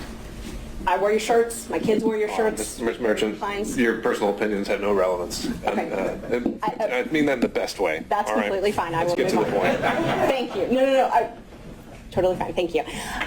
You filed for divorce from your wife on November 2nd, 2021? Yes, ma'am. Okay. And in that divorce proceeding, did you file answers, things such as interrogatories? I did. Okay. And so interrogatories are where you're responding to things that basically answers that the other side is asking? Yes, ma'am. And I've got your complaint for divorce. I'm just going to mark it for the record as Defendant's Exhibit 2. The first interrogatories that you answered, those were December 27th, 2021. Is that right? They're about this, ma'am. Okay. And in those, you were asked different things, but those are sworn. You actually swear to those. You verify them, right? Yes, ma'am. Okay. And so that verification is where you're swearing under oath that everything in it is true? Yes, ma'am. And let's see, you were asked if you have any documents which relate to the purchase of gifts by you to any person other than the defendant with whom you have or had a relationship, romantic relationship, from the date of your marriage, correct? Yes, ma'am. Okay. And you responded under oath that you didn't have any documents to that. That's correct. You again responded to an interrogatory. You updated those responses on May 30th, 2023? Yes, ma'am. Okay. And you actually sent those directly to opposing counsel in the divorce? Yes, ma'am. I think so. But in that one, you answered none again to that question, correct? Yes, ma'am. Okay. So May 30th, 2023, you said that you didn't have any documents showing any purchase of anything with someone that you had a romantic relationship with. I believe the interrogatory was gifts. Okay. Not anything, gifts. And I have it if you want to take a look. I'm going to mark, okay, so just for the record, I've got your complaint for divorce marked as number 2. I've got the verification and the interrogatories from 2021. I'm going to mark those as 3. And then your May 30th, 2023, I'm going to mark as 4. Judge, may I approach the witness? You may. Thank you. That is what I marked as 4. This is what I marked as 3. Okay. Thank you, Judge.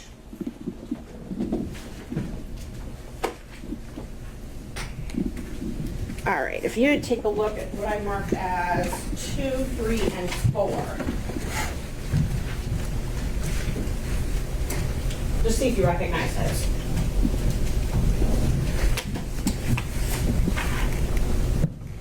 I do. And are those, that's your divorce complaint, and then your 2021 interrogatory and your 2023 interrogatory, correct? Yes, ma'am. Okay, are they a fair and accurate representation of what is filed in that case? Yes, ma'am. I'd move to admit those into evidence. And this is 2, 3, and 4? It's 2, 3, and 4, yes. All right, any objection from the state? The divorce.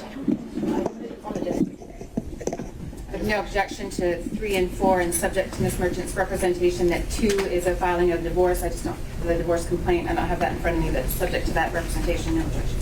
All right, and by show of hands, any objection from other defense counsel? Seeing none, defendants 2, 3, and 4, this should be Romans, well, we'll just saw them, 2, 3, and 4, admitted without objection. So that interrogatory that you filed in 2023, that's the one where you said no, that you didn't have any documents relating to the purchase of gifts, that you had a romantic relationship with someone, right? Which interrogatory are we talking about? Number 4, 2023. Which number in the interrogatory? Number 4. So, which number interrogatory are you referring to? It's defendant's exhibit number 4. I have defendant's exhibit 4 here. Uh-huh. Which number interrogatory are we referring to? Oh, which number out of the questions? Yes, ma'am. Hold on. It is number 20, 24, 25, 26, basically, all of them.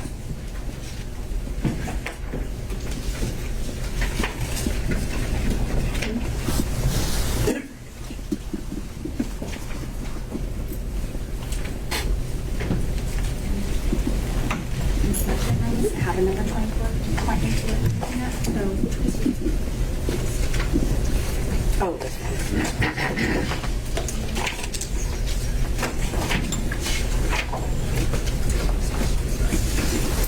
It's supposed to be number.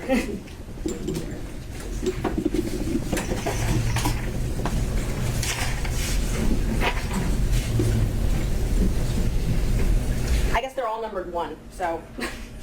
Number 1 again, and then the third number 1. I'm seeing a 5 or page number or something. He didn't put page numbers on. He didn't put any on the file, but I don't know how to tell you what number 1, because when you responded, you put number 1 on all of them. Can you just point to it?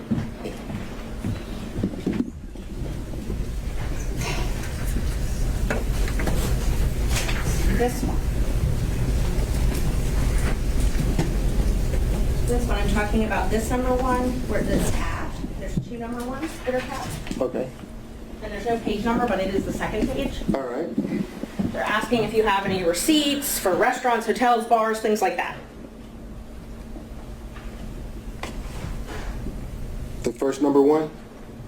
I believe it's the second number 1. The second number 1?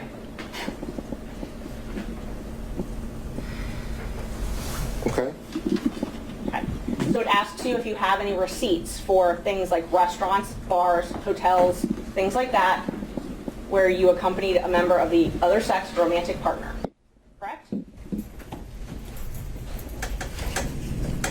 It says identify any and all occasions. Okay. And so, let's go through it. Let it go. It says to identify any and all occasions where you entertained a member of the other sex, okay, who's not related to blood, and including dining, drinking, restaurants, bars, pubs, hotels, all of that. Okay. And what was your answer to that?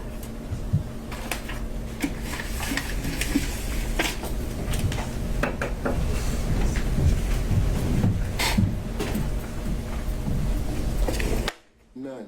None. Okay. So May 30th, 2023, you prepared this document. I did. Submitted it. I did. And it says none as far as entertaining a member of the opposite sex? It does. Okay. No hotels, no bars, no restaurants? Correct. Okay. You again updated that. Let's see, you updated it on December 22nd, 2023? And I'm going to mark that as defendant's number 5, and I have copies. Is that correct? Yes, ma'am. Okay. And then you updated it once again on January 26th, 2024, correct? Yes, ma'am. Okay, that one. May I approach the witness again, Judge? Is that what you're marking as Defense Exhibit 6? Yes, Judge. I'm marking number 6 is the January 26th, 2024 interrogatory, and then that one. And then number 5 is the December 22nd, 2023 interrogatory response. All right, are you tendering those at this time? Yes, I am. All right. Any objection from any counsel to Defense Exhibit 5 and 6? Yes, Judge. No objection. Thank you, Ms. Cross. Seeing none others. Luckily, I have tab notes for you. So now that you have those, let's just talk about those for a minute. Those were verified, so sworn under oath. Mm-hmm. Okay. And one of them was December 22nd, and then of this last year, so last December, and then one was just recently submitted in January, right? Mm-hmm. Okay.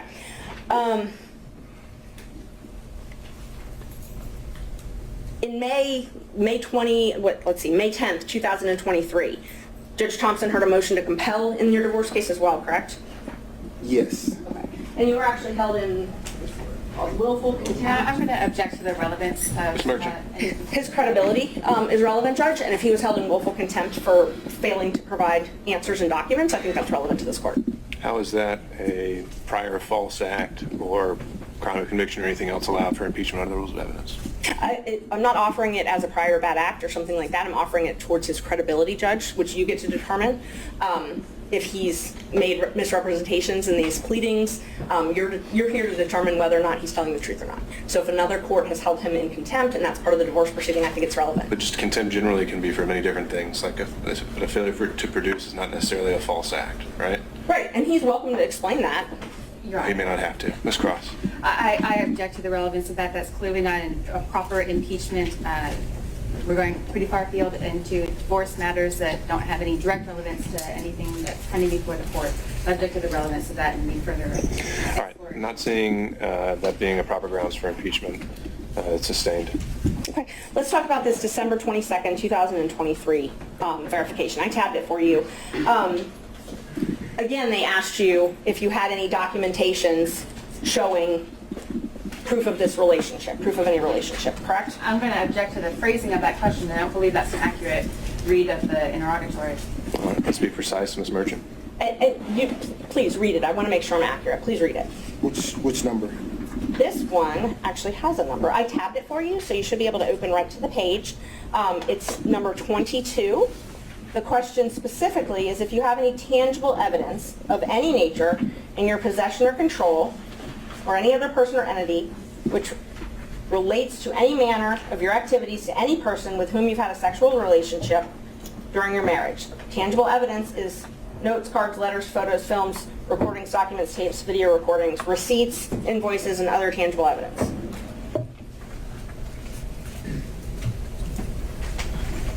Yes. Okay. And you answered that you did not have any documents to that effect, correct? Correct. Okay. And that was on December 22nd, 2023? Yes, ma'am. You updated those responses again after the motion to disqualify was filed, though, correct? When was the motion filed? January 8th, 2024, when I filed the motion to disqualify you and alleged that you had a romantic relationship with Miss Willis. Yes, ma'am. After that, you updated these responses, correct? Yes, ma'am. And so your new responses, you now changed your answer from that you didn't have any of this to you're asserting the privilege under 24-5-505, correct? Yes, ma'am. Okay. And both of these are under oath? Yes, ma'am. You also updated your response to the question about spending time with someone other than your spouse for dinner, drinks, things at restaurants, bars, hotels, or the other person's home, correct? Yes, ma'am. So in December of 2023, you said no to all that, and then in January, after I filed my motion, you said privilege to all that, Fifth Amendment privilege. Yes, ma'am. Okay. And just to be clear, was it? Sorry, I'm going to object the characterization of Fifth Amendment privilege. I think it was a statutory privilege, and that's quite different. That's what I was just about to ask him. So that privilege covers infamy or Fifth Amendment privilege, correct? So it's a privacy privilege is what I updated my response to do. Once you filed your motion to intervene in my divorce action, I then figured that you were in talks with my former wife's divorce lawyer. Okay. And because of that, I asserted a privacy privilege because I didn't want the proceedings of my divorce to bleed over into the proceedings in this case, which is the case that obviously you're involved in. So your answer is in December of 2023 that you didn't have any documents about any travel that you took with Ms. Willis. That wasn't true though, correct? They didn't ask me about any documents regarding Ms. Willis. A romantic partner. They asked you for documents regarding a romantic partner. So I'm sorry, I inserted Ms. Willis's name. Let me rephrase the question. They asked you for documents about travel with a romantic partner in December 2023. And you under oath said you did not have any of those, correct? I did not. Okay. And they asked me about gifts. Right. I never purchased a gift for Ms. Willis. And they asked you about receipts for dinner, receipts for drinks, hotels, bars, and restaurants. And you said you did not have any of those. I did not and do not have any receipts for any of those things. Okay. And part of the civil discovery, they say that even if you don't have it in your pocket, if it's within your purview, you got to get it and give it to them, correct? Your Honor, I'm going to object again to the relevance of the questions about the scope of civil discovery. I think she's asked him about statements he made in pleadings. The answers are already in the record. And all right, to the extent you're trying to establish a prior mistruth, Ms. Merchant, I'll allow you to ask a few more follow-ups, but if it's not there, we have to move on. Thank you. So in 2023, December, you said you didn't have any receipts. I do not have any receipts. I did not have any receipts. But you did travel with Ms. Willis in 2023, correct? I did. And you traveled with her in 2022, correct? I did. And you traveled with her in 2021, correct? No. So you only traveled with her in 2022 and 2023? 2022 and 2023 is what I recall. That's what you recall? Yes. Okay. So you just don't remember if you traveled with her in 2021? 2022 and 2023 is what I recall. Is what you recall. My question is, did you travel with her in 2021? I'm not recalling any travel in 2021. So it's not yes or no, you just don't remember? I'm not recalling any travel in 2021. So you did not travel with her in 2021? Your Honor. No, this has been covered. Let's keep going. Thank you. Let's see, you filed an affidavit in this case, correct? I did. Okay, and I marked that already. I gave it to the state as number 1. So then exhibit number 1. May I approach, Judge? Right. Thank you.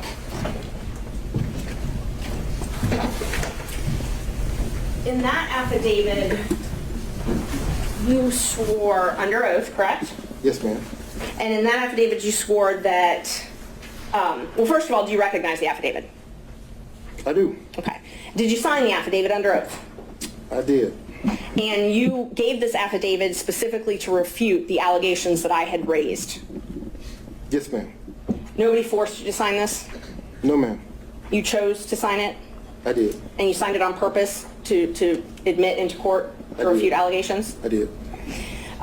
You signed it specifically to prove that you were not in a relationship with Willis prior to November 2021, correct? Correct. Okay. And you were a lawyer when you signed it? I was. And you're still a lawyer today, correct? I am. When were you barred? 1999. Okay. And you believe that your relationship with Ms. Willis is subject to attorney-client privilege, correct? I'm going to object to that, Your Honor. I don't think that's factually correct. I don't think that's a relevant question, and I don't think it's appropriate to question this witness about the scope of his attorney-client privilege. He's got an attorney who can speak for him for that, but questioning the witness, I think, is inappropriate. All right, so a lot to unpack there. The question is simply that does he believe there's a relationship that exists in the terms of attorney-client privilege between him and Ms. Willis? Is that accurate, Yes, Ms. Judge, Merchant? it was. I asked if he believed his relationship with Ms. Willis is subject to attorney-client privilege. Okay, I don't see why a yes or no would be barred.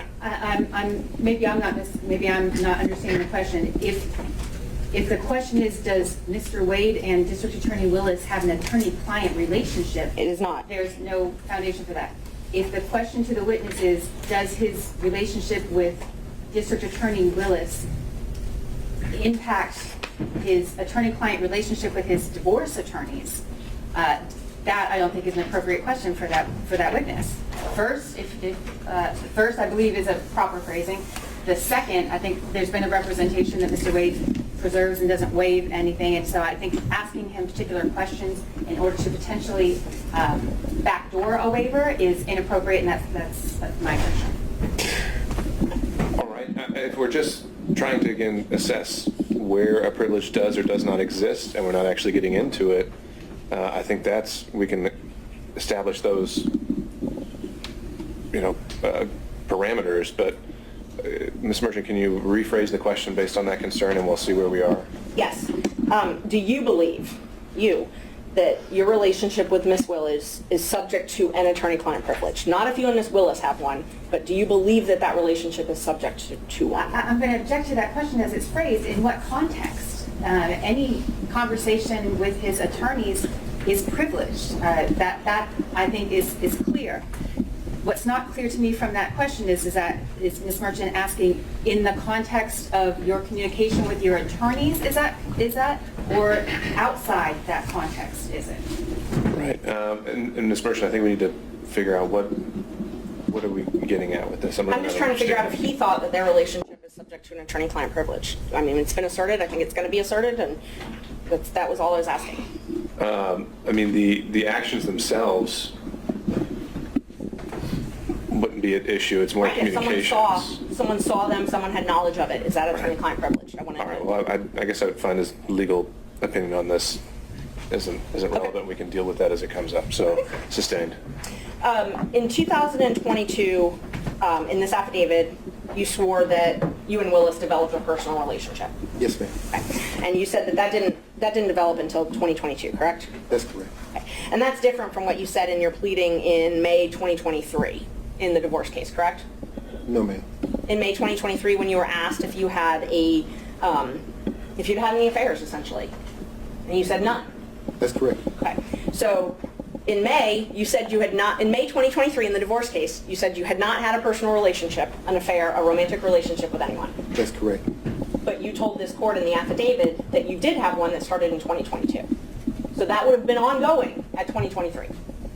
So here I think there's a distinction, if you'd allow me to explain. The interrogatory asked the question during the course of your marriage.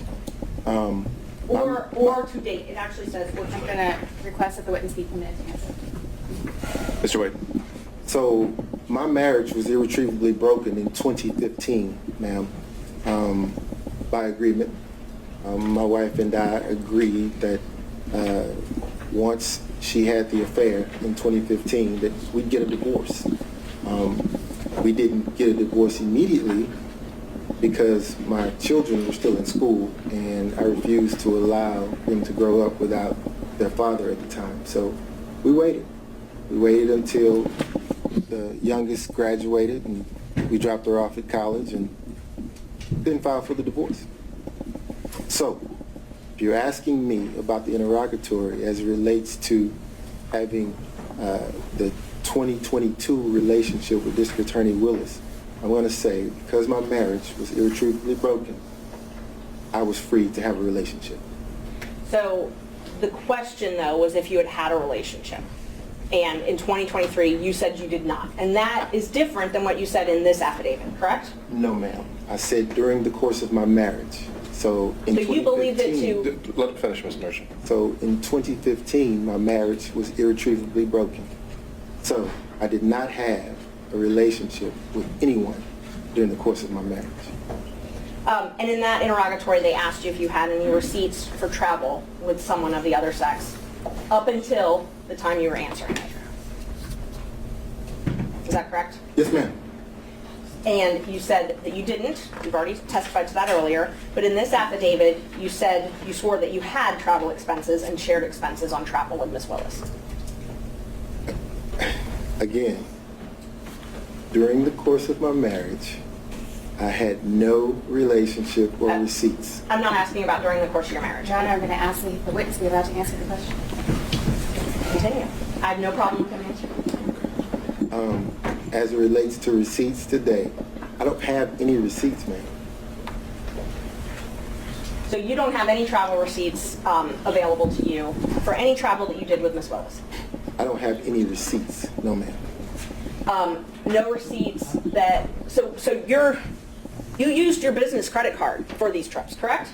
I use my business credit card for everything. Okay, I guess. You used it for your kids' tuition? Yes, ma'am. You used it for personal travel with Ms. Willis? Yes, ma'am. And you have receipts from those business credit cards that you have to file with your taxes, correct? No, ma'am.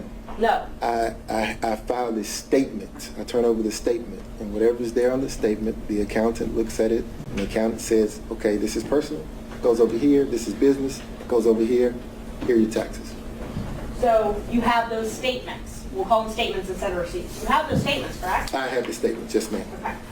But when you answered the interrogatory under oath, you said you did not have anything to show the records of travel with Ms. Willis. I answered the question. I had no receipts, ma'am. You had no receipts, but you had statements. I ordered the statement, yes, ma'am. You did order the statement. I did. Okay.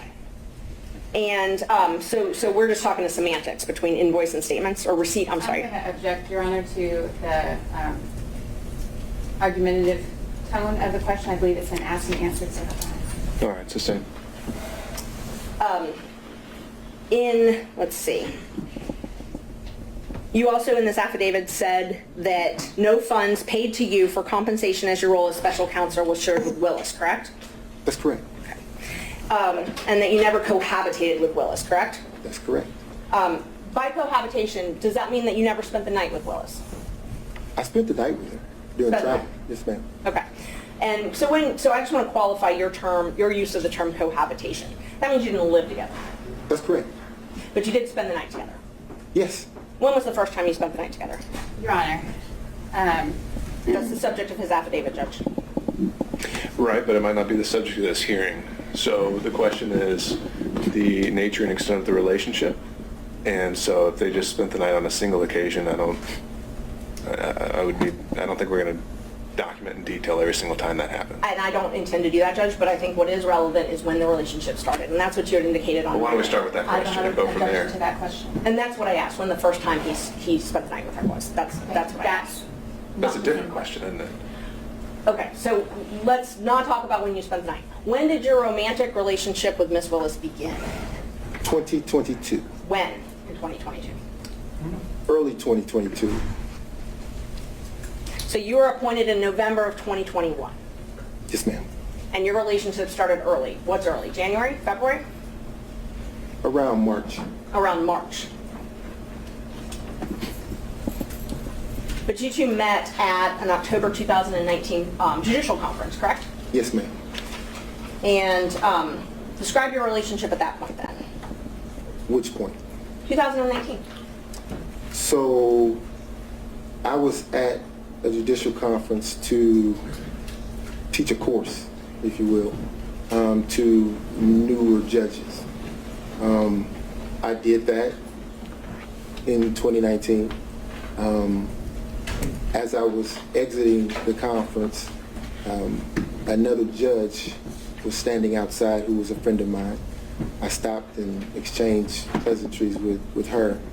And standing talking to her at the time was then Judge Willis. She introduced us at that time.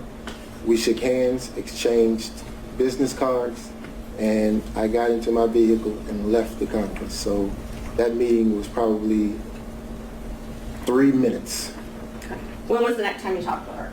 Didn't talk to her again probably maybe a month or a month and a half had gone by.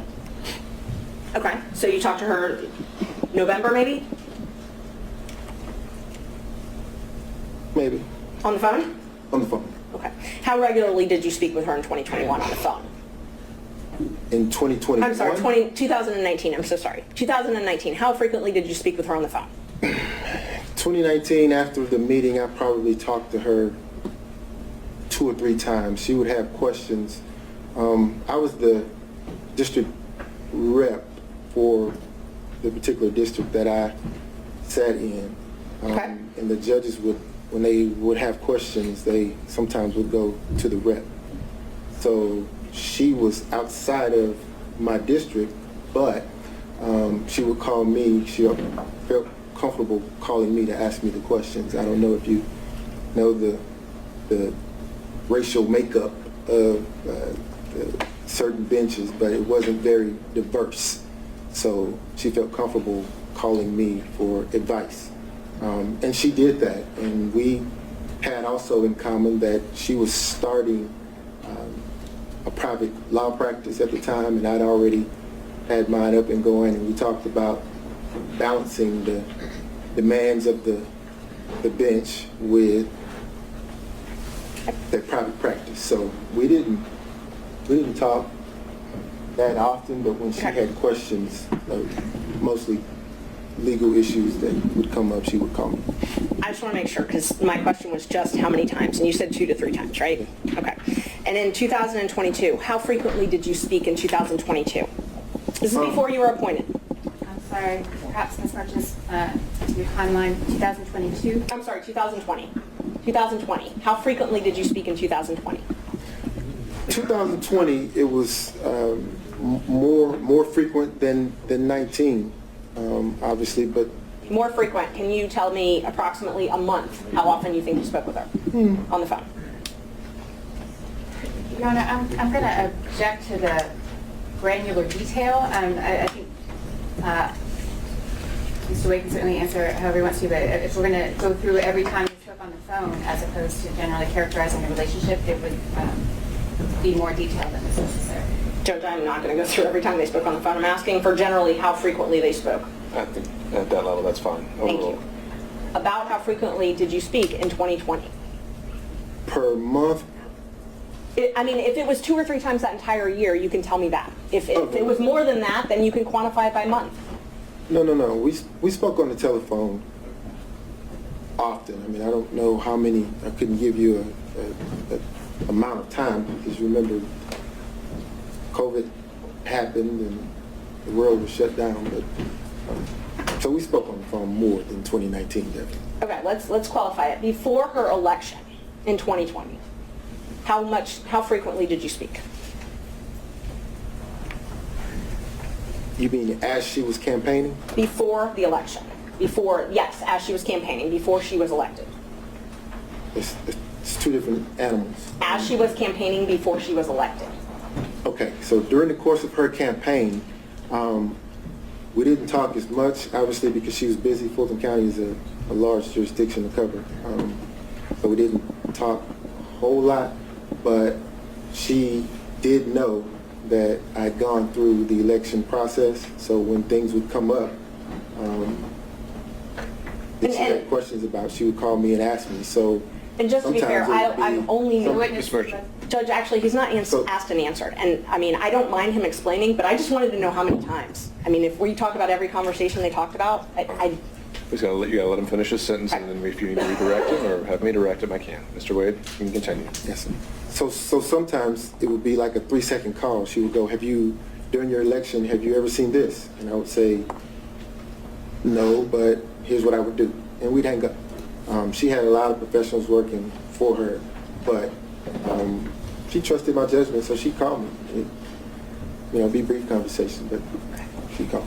So my question was, how frequently did you speak with her prior to her election? Frequently? Infrequently? More than 2019, but it wasn't a everyday thing, no. In 2021, before you were appointed in November, so January to November 2021, the only time I'm talking about, how frequently did you speak with Ms. Willis on the phone? In 2021, then it became frequent. Frequent? Yes. But you did not work at the DA's office at that point, correct? I did not.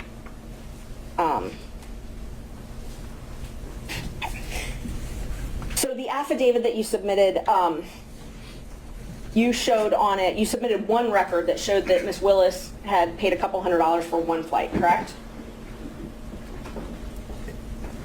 Say again? The affidavit that you submitted to this court showed that Ms. Willis had paid for one flight several $100s. Is that correct? No, ma'am. I think that, are you drawing a distinction for her paying for a flight or for her actually booking a flight? Because those are two separate things. I will re-ask it. The affidavit you filed in this court, you alleged that Ms. Willis paid for one flight. Paid for one flight, correct? No, ma'am. You did not allege she paid for one flight. No, ma'am. What I allege is that our travel was split roughly evenly. So where you see I have booked a flight or I've paid for a flight with my credit card, what you don't see is that she covered her own flight reimbursement to me. The flights that you see here are the flights that she would have booked with her own resources, with her own cost. And there's one flight, correct? One flight reflecting that You she submitted actually one booked. flight. Ms. Merchant, let him finish and then you can redirect him. One flight that she actually booked, yes. The other flights I booked, she paid for. So the affidavit, you submitted one flight that she booked and paid for. Yes, ma'am. Your Honor, I'm going to object to the phrasing of that question. The line in the affidavit is not as Ms. Merchant is representing it. It said examples of the District Attorney Willis purchasing plane tickets for she and I with her personal funds were attached as an exhibit. It certainly did not represent that it was the only example of the District Attorney purchasing flights for Mr. Wade or for compensating other travel. All right, understand this, Cross. I think that's something you can, it's now on the record, but also something you can take on cross. Thank you. And just so everybody is clear, all I asked you is, your affidavit, you submitted proof of one flight that she paid for and booked. That's all I'm asking. Correct? With the explanation, yes, ma'am. Okay. It's all I needed. You said in the affidavit that you roughly shared travel, though, correct? Yes, ma'am. Okay. So this roughly sharing travel, you're saying she reimbursed you. She did. And where did you deposit the money she reimbursed you? I was cash. She didn't give me any checks. So she paid you cash for her share of all these vacations. Mr. Schaefer, you'll step out if you do that again. Yes, ma'am. Okay. And so all of the vacations that she took, she paid you cash for. Yes, ma'am. And you purchased all of these vacations on your business credit card, correct? Yes, ma'am. Okay. And you included those in deductions on your taxes, correct? No, ma'am. No, you did not. No, ma'am. Okay.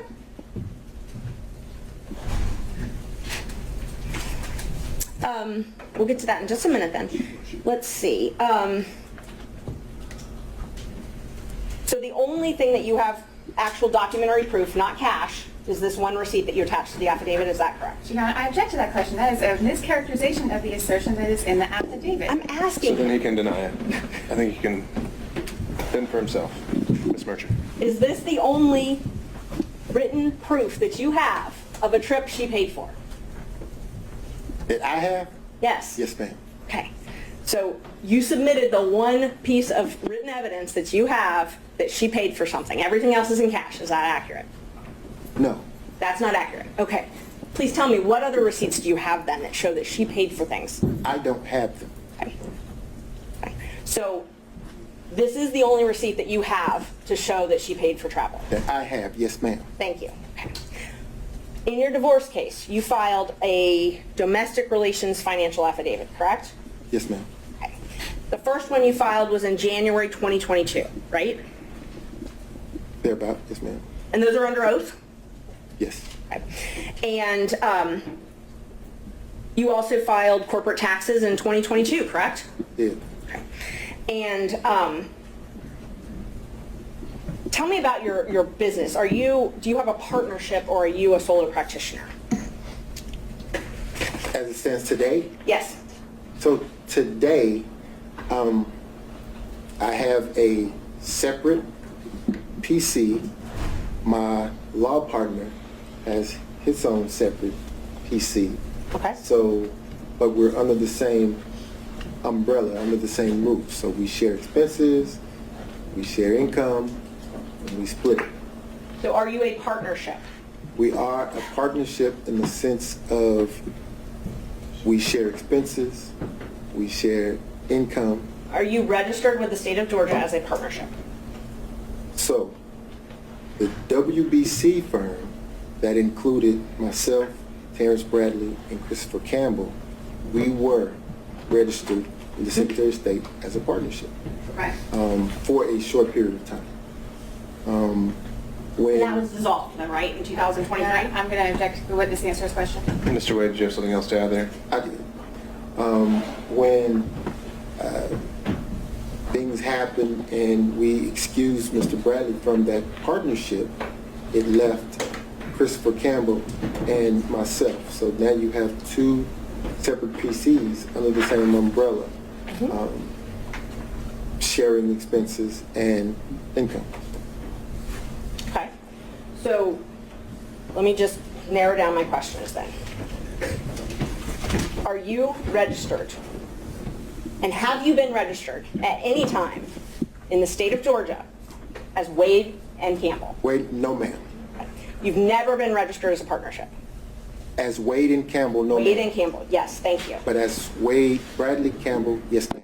Wade Bradley Campbell was registered on April 1st, 2021 and administratively dissolved on September 8th, 2023, correct? Yes ma'am. Okay.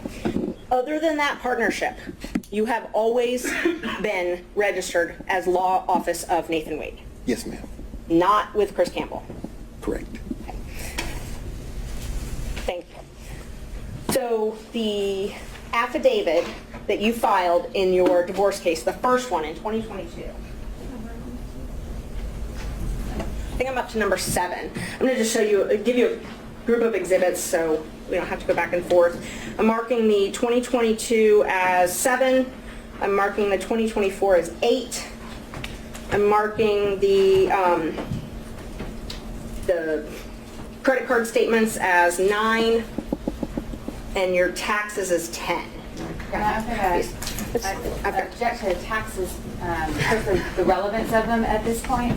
The relevance of this entire business structure doesn't seem clear to me as either impeaching or relevant to the issues that the court's under the court's consideration. But insofar as we're talking about tax returns and other things like that, certainly that's should be redacted, and I would object to the relevance of it. I agree they should be redacted. I don't agree to the relevance, but I haven't tried to tender them yet, Judge. I'm just marking them right now so that everyone can follow. All right. And what is the eventual relevance that you were getting at here? Well, I'm going to ask him because one of the things that we have to show in this case is a personal and financial interest. So, and he's talked about how he was reimbursed for these things, and so I have a right to go into the veracity of the statements.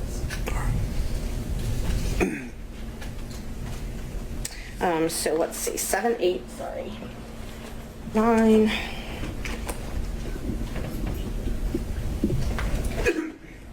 And then 10. All right, so right now I'm just going to show you what I've marked as these exhibits. Ms. Marchand, can I see what you're showing? Oh, yeah, of course. They're all from the USB drive behavior.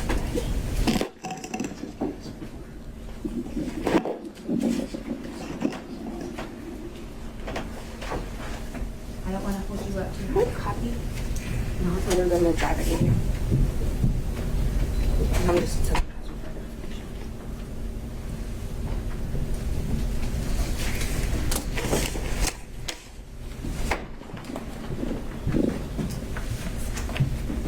Can I approach Judge? I'm just showing you what I marked as 7, 8, 9, and 10. Just so you have them for your reference as I ask you some questions. All right. So,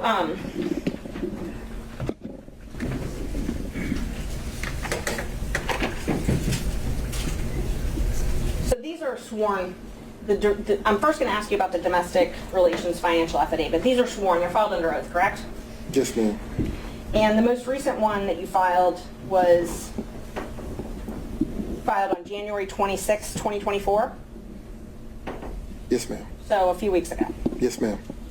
And in that one, you said that you made $9,500 each month, correct? Yes, ma'am. You said that in 2022, well, in 2022, in this case alone, isn't it true you were paid $303,000, over $303,000? I was paid? Yes, in this case, Fulton County, by Fulton County. I see where you're going. So, And Judge, I just asked him to answer the question. If he wants to explain it, I've got no problem with that. Mr. Wade, just listen to the question asked and just answer the question asked. In 2022, isn't it true you were paid over $300,000? no, ma'am, that is not true. You were not paid over $300,000 by Fulton County? No, ma'am, I was not. Okay. How much were you paid in 2022 then? So, what I was beginning to explain was Fulton County wrote a check to my firm. Okay. What happens at that point is the checks are then deposited. As you have the bank statements, you see that. And then they are dispersed between the three of us. So there was Mr. Bradley, there was Mr. Wade, and there was Christopher Campbell. A third. So when you ask me if I was paid $300,000, the answer is no. I got a third of that went to my personal firm. Now, once the money was distributed to my personal firm, obviously the expenses come out of that, and I get, at the end of the day, whatever the profit is. So I did not get $300,000. No, ma'am. And let me just clarify. My question was not, did you put in your pocket $300,000? My question was the law firm of Nathan Wade paid over $300,000 in the year 2022? Again, a third of that came to the law firm of Nathan Wade. So you're saying that the law firm of Nathan Wade did not receive checks from Fulton County government over $300,000 in the year 2022? That's a different question. A third of the $300,000 came to Nathan Wade. Okay. Again, I'm not asking what went in your pocket.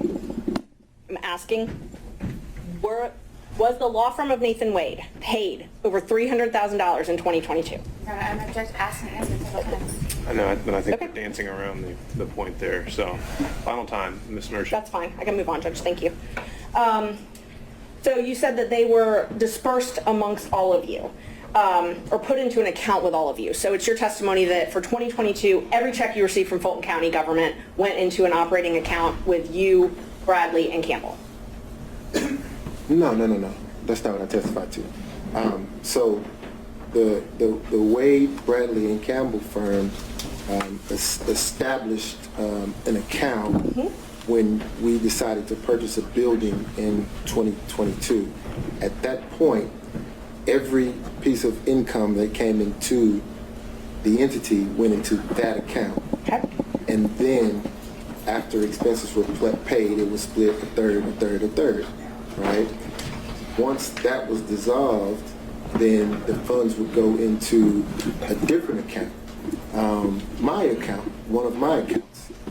And then I would disperse the funds between now Attorney Campbell and myself, one half and one half. Okay. Make sense? It does. Let me be more direct then. So the Synovus operating account that you had for Wade, Bradley, and Campbell. Yes, ma'am. The checks from Fulton County from January of 2022 until June 17th, 2022, those checks were deposited in that operating account. Yes, ma'am. Starting on July 15th, 2022, the checks you received from Fulton County up until May 26th, 2022, all went into an escrow account that you had at Fifth Third Bank, correct? No, not all of them. Not all of them? Some of them, yes. So it's your testimony that some of your checks from July 15th, 2022 up until May 26th, 2023 Some of them went into an account outside of Fifth Third Bank. Your Honor, I'm going to object to the relevance of the financial transactions. How much money he made is highly relevant in this case. It's the personal financial business and where the money was, and I mean, it's just a follow-up on other things that he's testified to. And why is how much money he made relevant? Because he represented it's very relevant. He filed an affidavit with the court saying, with another court, he told another judge that he made $9,500 a month. That's what he swore to. And All right, so this entire inquiry is just to establish that prior and consistent statement. yes. All right. I'll give you a minute or two more to try that, but we're going to have to move on. Thank you.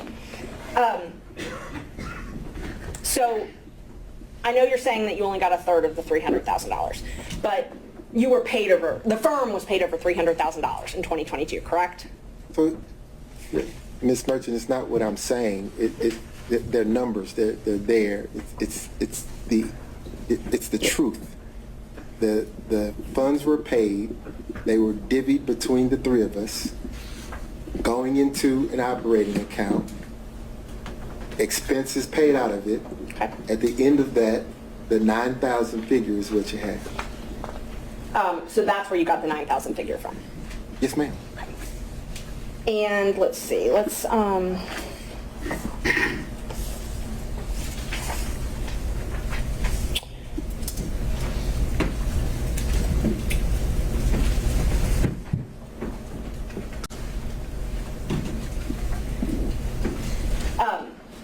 prior to when you filed for divorce in November 2021, you would use Mr. Bradley's credit card to pay for things with Ms. Willis, correct? And then pay him back in cash. I've never used Mr. Bradley's credit card. You've never used his credit card? Never. For transactions to anything with Ms. Willis? Out to dinner, anything like that? Hotels? I've never used Mr. Bradley's credit card. I've never used anyone else's credit card. Not even my father's, and we have the same name. And you'd pay back, if you ever did use someone's credit card, you'd pay back in cash, is that correct?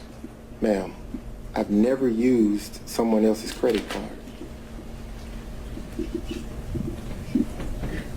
Can you take a look at the bank records that I gave you? That's the largest tab you have. For the record, which exhibit is this?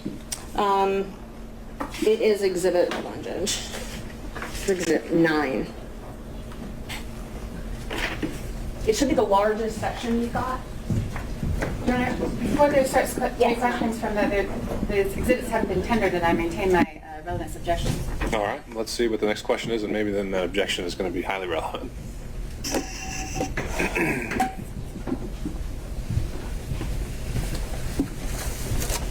Okay.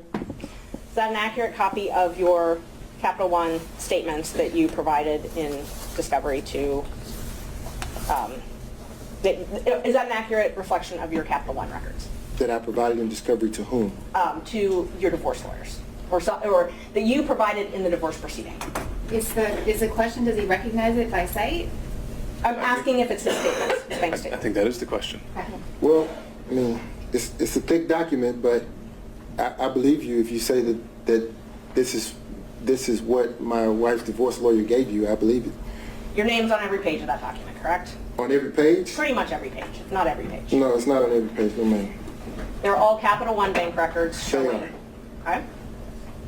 Just take your time, look through it. Tell me if there's anything that you think is not yours. No, they appear to be. Okay. And those bank records show that you paid for travel with Ms. Willis. Yes, ma'am. Okay. Your Honor, I'm going to object the relevance of these documents and the... Well, I think, are you tendering Exhibit 9? I'm going to, Judge, and they're highly relevant to the whole Well, he's reason. asked him a question about the contents of them, and they haven't been admitted yet, so why don't we start there? Thanks. Those show travel that you and Ms. Willis took. Well, so you're asking about the contents of something that hasn't been admitted yet, right? Well, I'm asking him if that's what it shows because I know that they're going to object on relevance. Well, first we got to see if it's you've authenticated it, perhaps, and before we get into other details of what's in it, I think I can it needs to be tender them. admitted. That's fine. I move to admit them. All right. Object on relevance. On relevance. All right. And on that, overruled. Ms. Merchant. Thank you. Those records demonstrate that you paid for travel with yourself and Miss Willis, correct? They should. Okay. And let's just talk about that travel. Okay. The first trip is Belize in March 2023. Is that a trip that you took with Miss Willis? Are you asking? Did you take a trip with Miss Willis in 2023 to Belize? I did. Did you take a trip to California with Miss Willis in 2023? I did. Did you pay for those trips on that credit card? I used the credit card to book the travel, but understand. She paid you back cash. Well, let me say this. Let's take the Belize trip, for example, since you started there. That was a birthday gift to me, so I paid nothing for that trip. Zero. Okay. So the charges that are on your card, she gave you cash for? She did. Okay. So all of the charges... Excuse me, Your Honor, I believe the witness had finished answering the question. Oh, did you have more? I did. Okay. I wanted to get into the charges on the card because traveling with her is a task. You can probably imagine the attention that happens. So for safety reasons, she would limit her transactions. I mean, imagine trying to walk through an airport or sit at a restaurant or do anything. So there was no attempt to conceal. It's a credit card. Everything is here. So. And that's not what I asked. Okay. What I asked was the charges for Belize in March 2023 on that credit card. Those are things you purchased to go with Miss Willis to Belize. Those are things that we booked with my card that she paid. Yes. Yes. So those show up on your credit card. They do. And you're saying that she paid you cash to reimburse you for all of that? She did. And she paid you cash for both of your portions or just hers? Both. Okay, so that trip, Belize, just Belize, she paid you for everything on Belize? The entire trip. Okay. So the food, tattoo parlor, all that stuff, she paid for? I'm sorry, I didn't hear the question. There was no tattoo parlor in Belize. The charges, there's a tattoo parlor on the charges. I'm not getting into what it was for. I'm just asking if everything that's on that card related to Belize, she paid you back for? She paid for, yes, ma'am. Okay.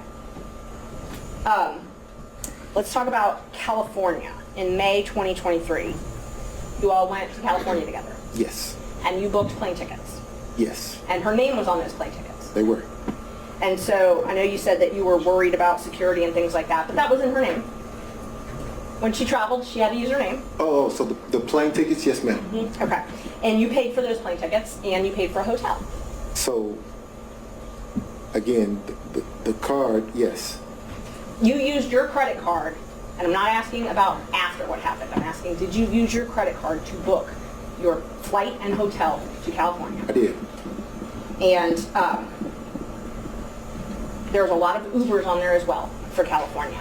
Did you pay for those Ubers as well? Yes. Did we were in Napa. And you're saying that are you saying that Miss Willis paid you back for that? Yes. Did she pay for the entire trip, or did she pay for her half of the trip? The Napa trip? Mm-hmm. She paid for the excursions.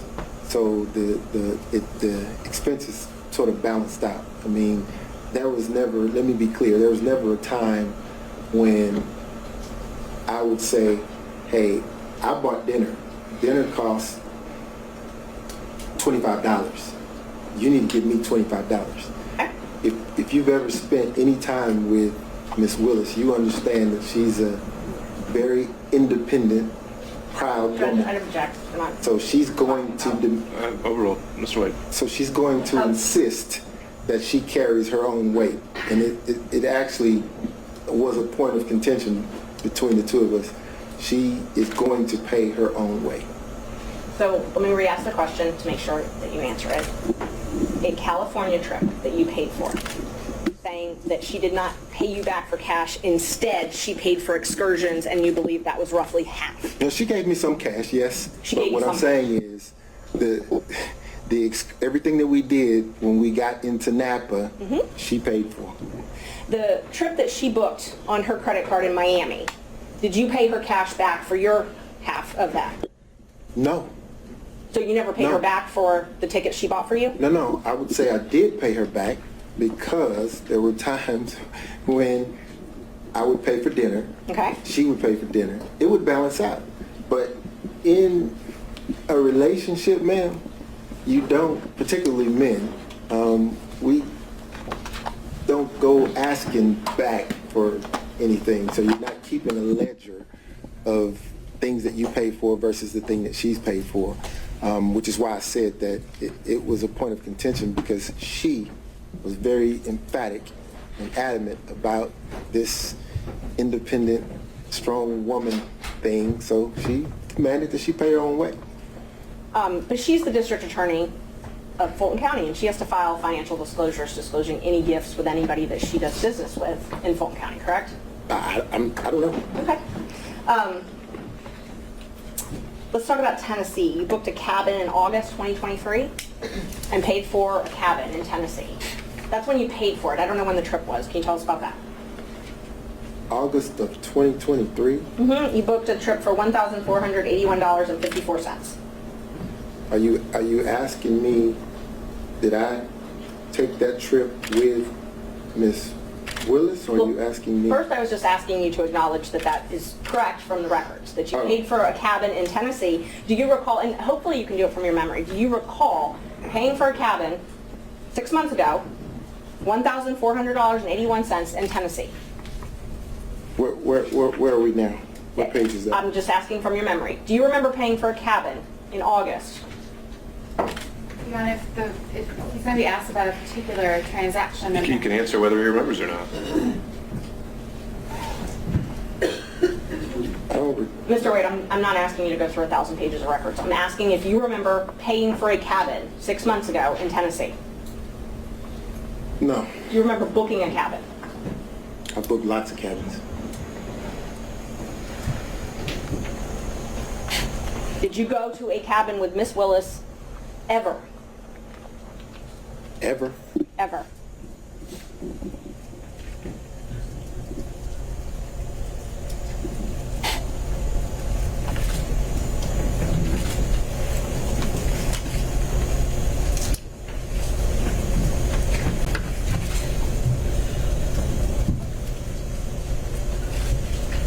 No.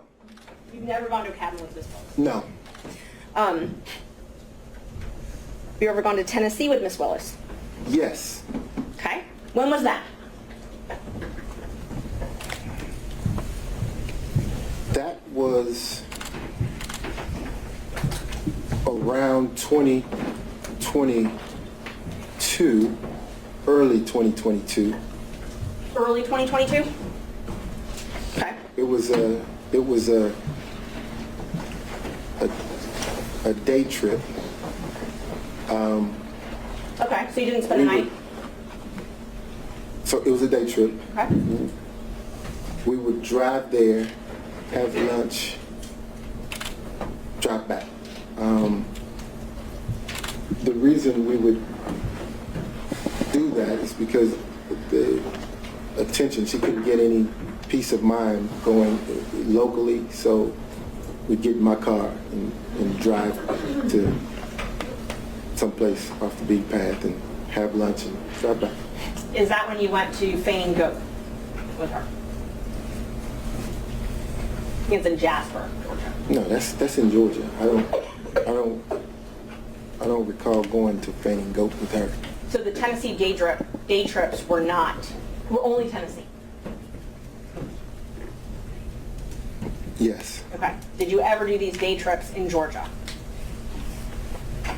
Did we drive anywhere in Georgia? Yeah, you were talking about day trips going out, and I'm talking about outside the metro area, day trips that you were just talking about, these trips you were talking about. The ones that I'm only asking about the ones you were just talking about. Are all of those in Tennessee? No, we drove to Alabama before.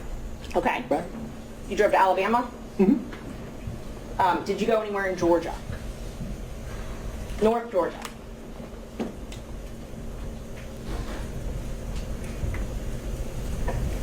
I'm going to object. If he wants to direct his attention in some way to a time frame or a location, then I think it might be easier for the witness to accurately answer. Ms. Merchant, I think if you don't have the specific details yourself, we need to start getting into specifics or more maybe broadly phrased questions. You can't just be exploring around indefinitely.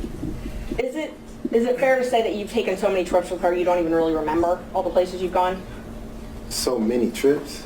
You're having trouble remembering going if you went to North Georgia or not. Were you asking me about specific places, and I want to be candid in my responses, so I have to jog my memory because these are places that I have frequented, but not with her. So I want to make certain that if there was ever a time that she accompanied me, that I was candid in that response. Aruba, October 2022. And I've got business record certificate for these, Judge, might be a little faster.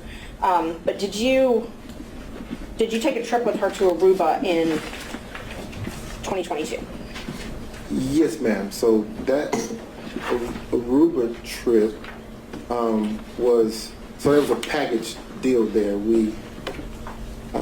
My mother had recently retired, and I decided to take my mother on a cruise. Okay. And the second leg after the cruise concluded, D.A. Willis and I went to Aruba. So that was all one trip, if you will. Okay. So my question was, did you go with D.A. Willis to Aruba in 2022? I did. Thank you. And you paid for that trip using your business credit card, correct? I did. Okay. And you paid for a cruise as well, correct?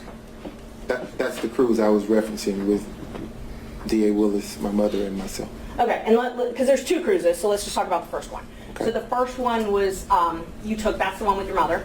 Yes. And so you introduced D.A. Willis to your mother. That trip, you all took a cruise together, the three of you? Yes. After the cruise was done, you and D.A. Willis flew to Aruba together, and your mom flew home? Yes. And you paid for all of this with your credit card, on your business credit card? I did. And are you saying that Ms. Willis paid you cash back for that? She did. And now, but let me make this distinction though, because the number that you're looking at reflects the three people on the cruise ship. There were things that my mother and I did, just the two of us, that D.A. Willis didn't do. And I'm not attributing that. I did not. My math is not good, but I did not include anything with your mother on this. Can I show? You wouldn't be able to see it because it's not separated out. It just shows a charge on the account when actually it would have been something with my mother and I. Judge, may I approach with exhibits 10 and 11? They're both certified business records one's from Vacation Express, one's from H2. I thought 10 was taxes. I'm sorry, 11 and 12.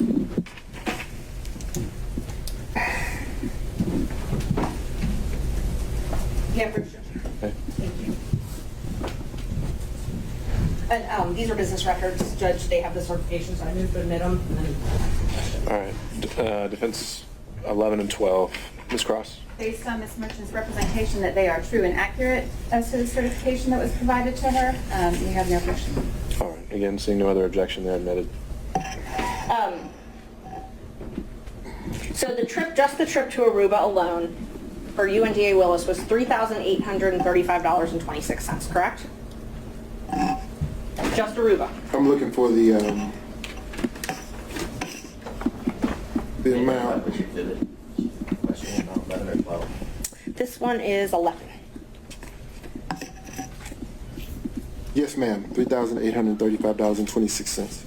And then the Royal Caribbean for just you and Miss Willis was $1,269.70, correct? No, ma'am. Your mother's got a different line item on there. I'm talking about the cruise, the actual cruise cabin. I think you need to rephrase that as in the form of a question, Ms. Merchant. Did you pay Royal Caribbean for yours and Miss Willis's cabin $1,269.70? Where are we? Which page? We're on the receipts. There's just a few pages of receipts on exhibit number 11. Okay. I'm in 11.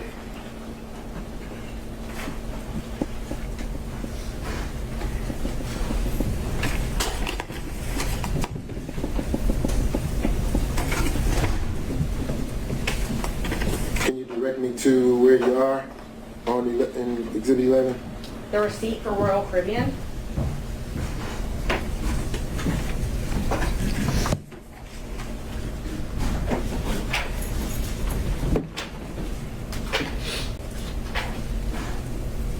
So we've got your flights on the one page. I already asked you about for Aruba.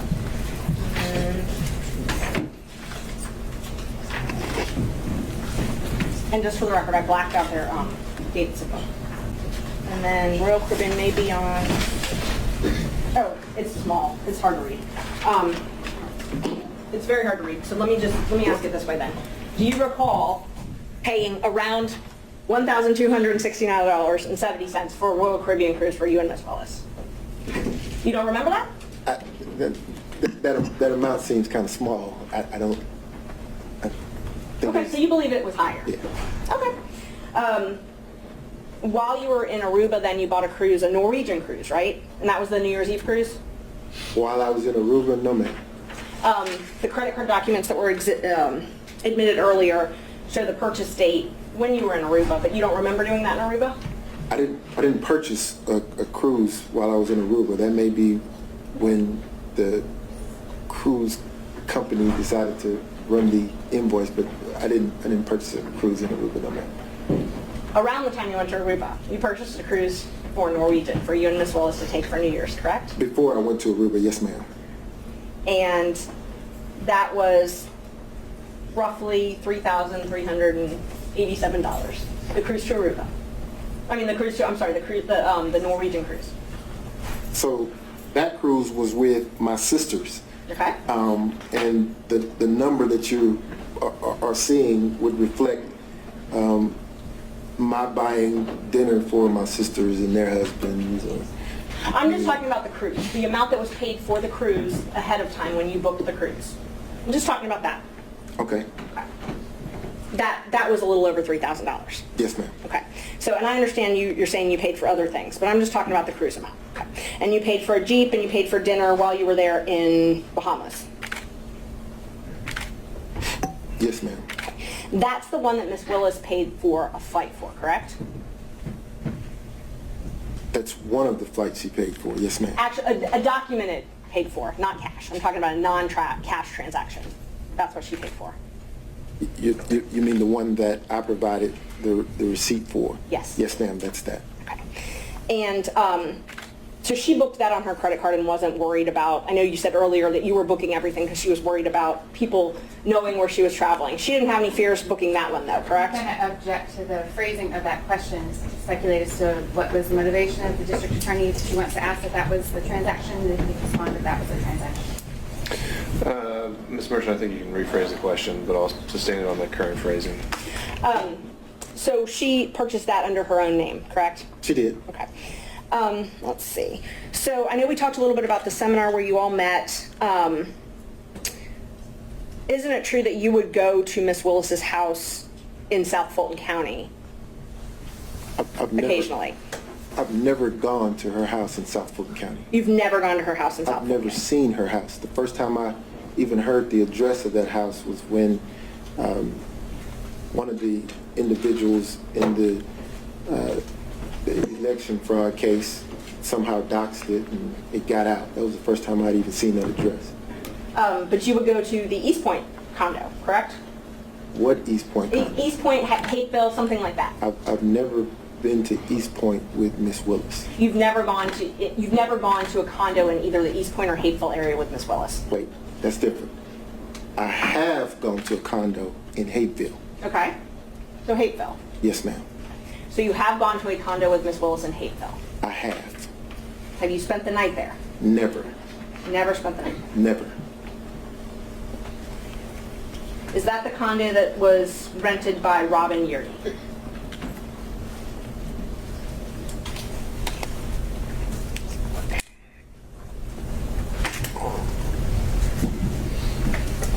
was. And other members of the DA staff were there as well, correct? Sometimes. I've never been around other members of the DA staff at a condo in Aikeville. There's never been any security for Ms. Willis? Not around me. Did you ever ride with Ms. Willis with her security detail to and from the house? No. You served on Ms. Willis's transition team, correct? Yes. And you were part of all of her interviews where she interviewed and re-interviewed employees? I would say probably 98, 99% of them, yes. Is it fair to say you took an active role in these interviews? Yes, ma'am. Prior to this, you'd never worked at a DA's office, right? Have I ever worked in her DA's office? At No, a ma'am. DA's office, any DA's office? No, ma'am. Have you ever managed a large law firm or a Your large? Honor, I'm going to object to the relevance of these questions. Ms. Martin? He served on her transition team, and so, I mean, what we're trying to prove is that there's a personal and financial relationship, and that it was improper. And so, you know, whether or not he had experience to serve on this transition team, I think is relevant. Right. I think I already said it. We don't need the evidence Okay. at that point. Let me go. Terrence Bradley also received a contract for Fulton County, correct?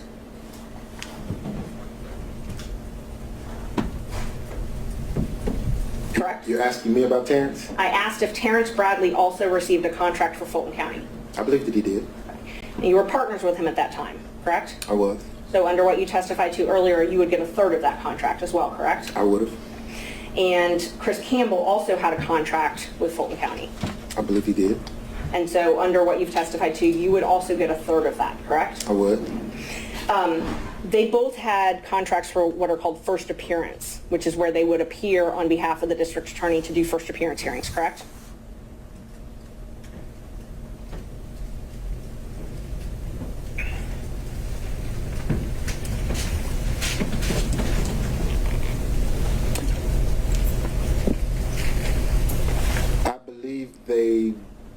I believe they did.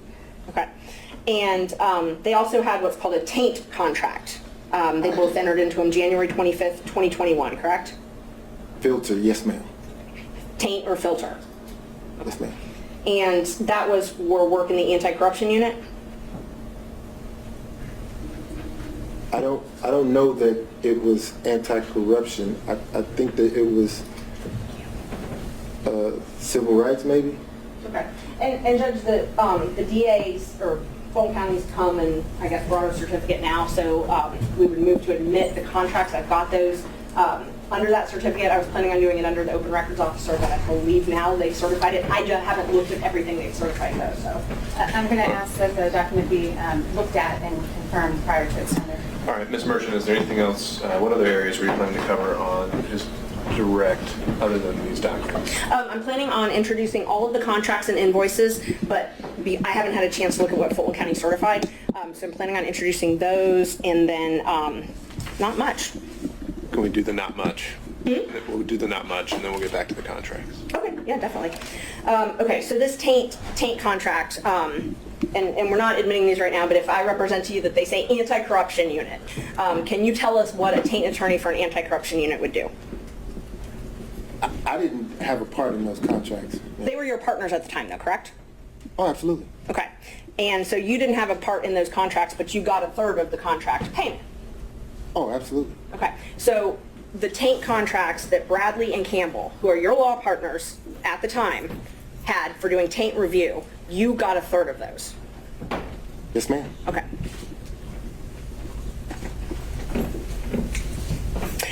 You signed a confidentiality agreement with the DA's office as well, correct? I did. And I think I'm up to Judge 13. Marking that as number 13. Yeah, approach, Judge. Showing you a copy of what I marked as number 13. If you could take a look at that and tell me if that is the confidentiality agreement that you signed with the district attorney. It is. Okay. And this basically says you can't talk about anything that happens inside the DA's office, right?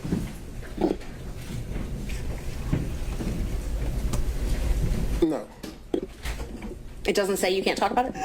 No. You said it basically says that I can't talk about anything that happens inside the DA's office, and that's not what... Are you tendering this exhibit? I am, yes. We would tender 13. Ms. Cross. Fail to see the relevance, I'd lodge a relevance objection, but otherwise. Ms. Merchant, relevance of this? Judge, it's relevant to his testimony. If he signed an agreement that says he can't talk about things that happen in the district attorney's office, I think that's relevant to this. How? Because it's motivation in his testimony. I mean, whether or not he's going to testify to something. It's also been certified, I mean, it's part of the record as from what Fulton County gave us. Sure, but he hasn't said that it's preventing him from testifying in any way today, is it? Go on, and I can ask him about that. Okay. Mr. Wade, is this confidential agreement affecting your testimony today? No, sir. Okay, all right, that's fine. Let's see. The contracts judge and the invoices that I wanted to admit all of his invoices and contracts with Fulton County. I have them certified, I guess I have them certified through Fulton County, so I wasn't sure if I needed to do that. I just wanted to know if the state had an objection to those before. Well, I don't think they've had a chance to look at them. So that's the sole remaining exhibit in line of questioning here? Yes. And in terms of the follow-up questions, would it just be for him to say what's reflected in these documents themselves? If they have an objection to the certificates that Fulton County has given, I would admit them through him because he could recognize them. But assuming they're admitted, would there actually be anything substantive he would add other than the documents themselves? No. All right. Okay, so subject to that qualification, do you have any other questions of this witness? May I just have a moment? Sure. Thank you. Is it possible actually we take a quick break? We're getting there. Okay. Thank you. And we certainly have the opportunity over lunch to take a look at these documents and work out whatever we could. Did you discuss your relationship with Miss Willis in social settings? Help me understand your question. Did you discuss your relationship with Miss Willis in social settings? No, I heard the question. I just need to understand what you're asking me. What relationship when... Your personal relationship with Miss Willis. Unqualified, I'm sorry. Did you discuss your personal relationship, your private, personal, romantic relationship with Miss Willis in social settings? No, ma'am. You've never discussed it in social settings? No, ma'am. Did you ever discuss it in front of Robin Yurdy in a non-social setting? No, ma'am. Miss Willis is a very, as am I, we're private people. Not, our relationship wasn't a secret. It was just private. So, not at all. I wouldn't have discussed my relationship with Miss Yurdy or anyone else publicly. Okay. I actually did have some questions just about the invoices. If you want to just... These are the documents that you're referring to? Yeah, they are. It's all of his invoices. I mean, what kind of questions would these be other than the invoices say what they say? It just that, yes, that they say what they say. All right. Just talk about it. That's fine. No. All right. Thank you. All right. At this point, we'll take a break. I'll ask the parties to take a look at... What had you marked that as a defense exhibit?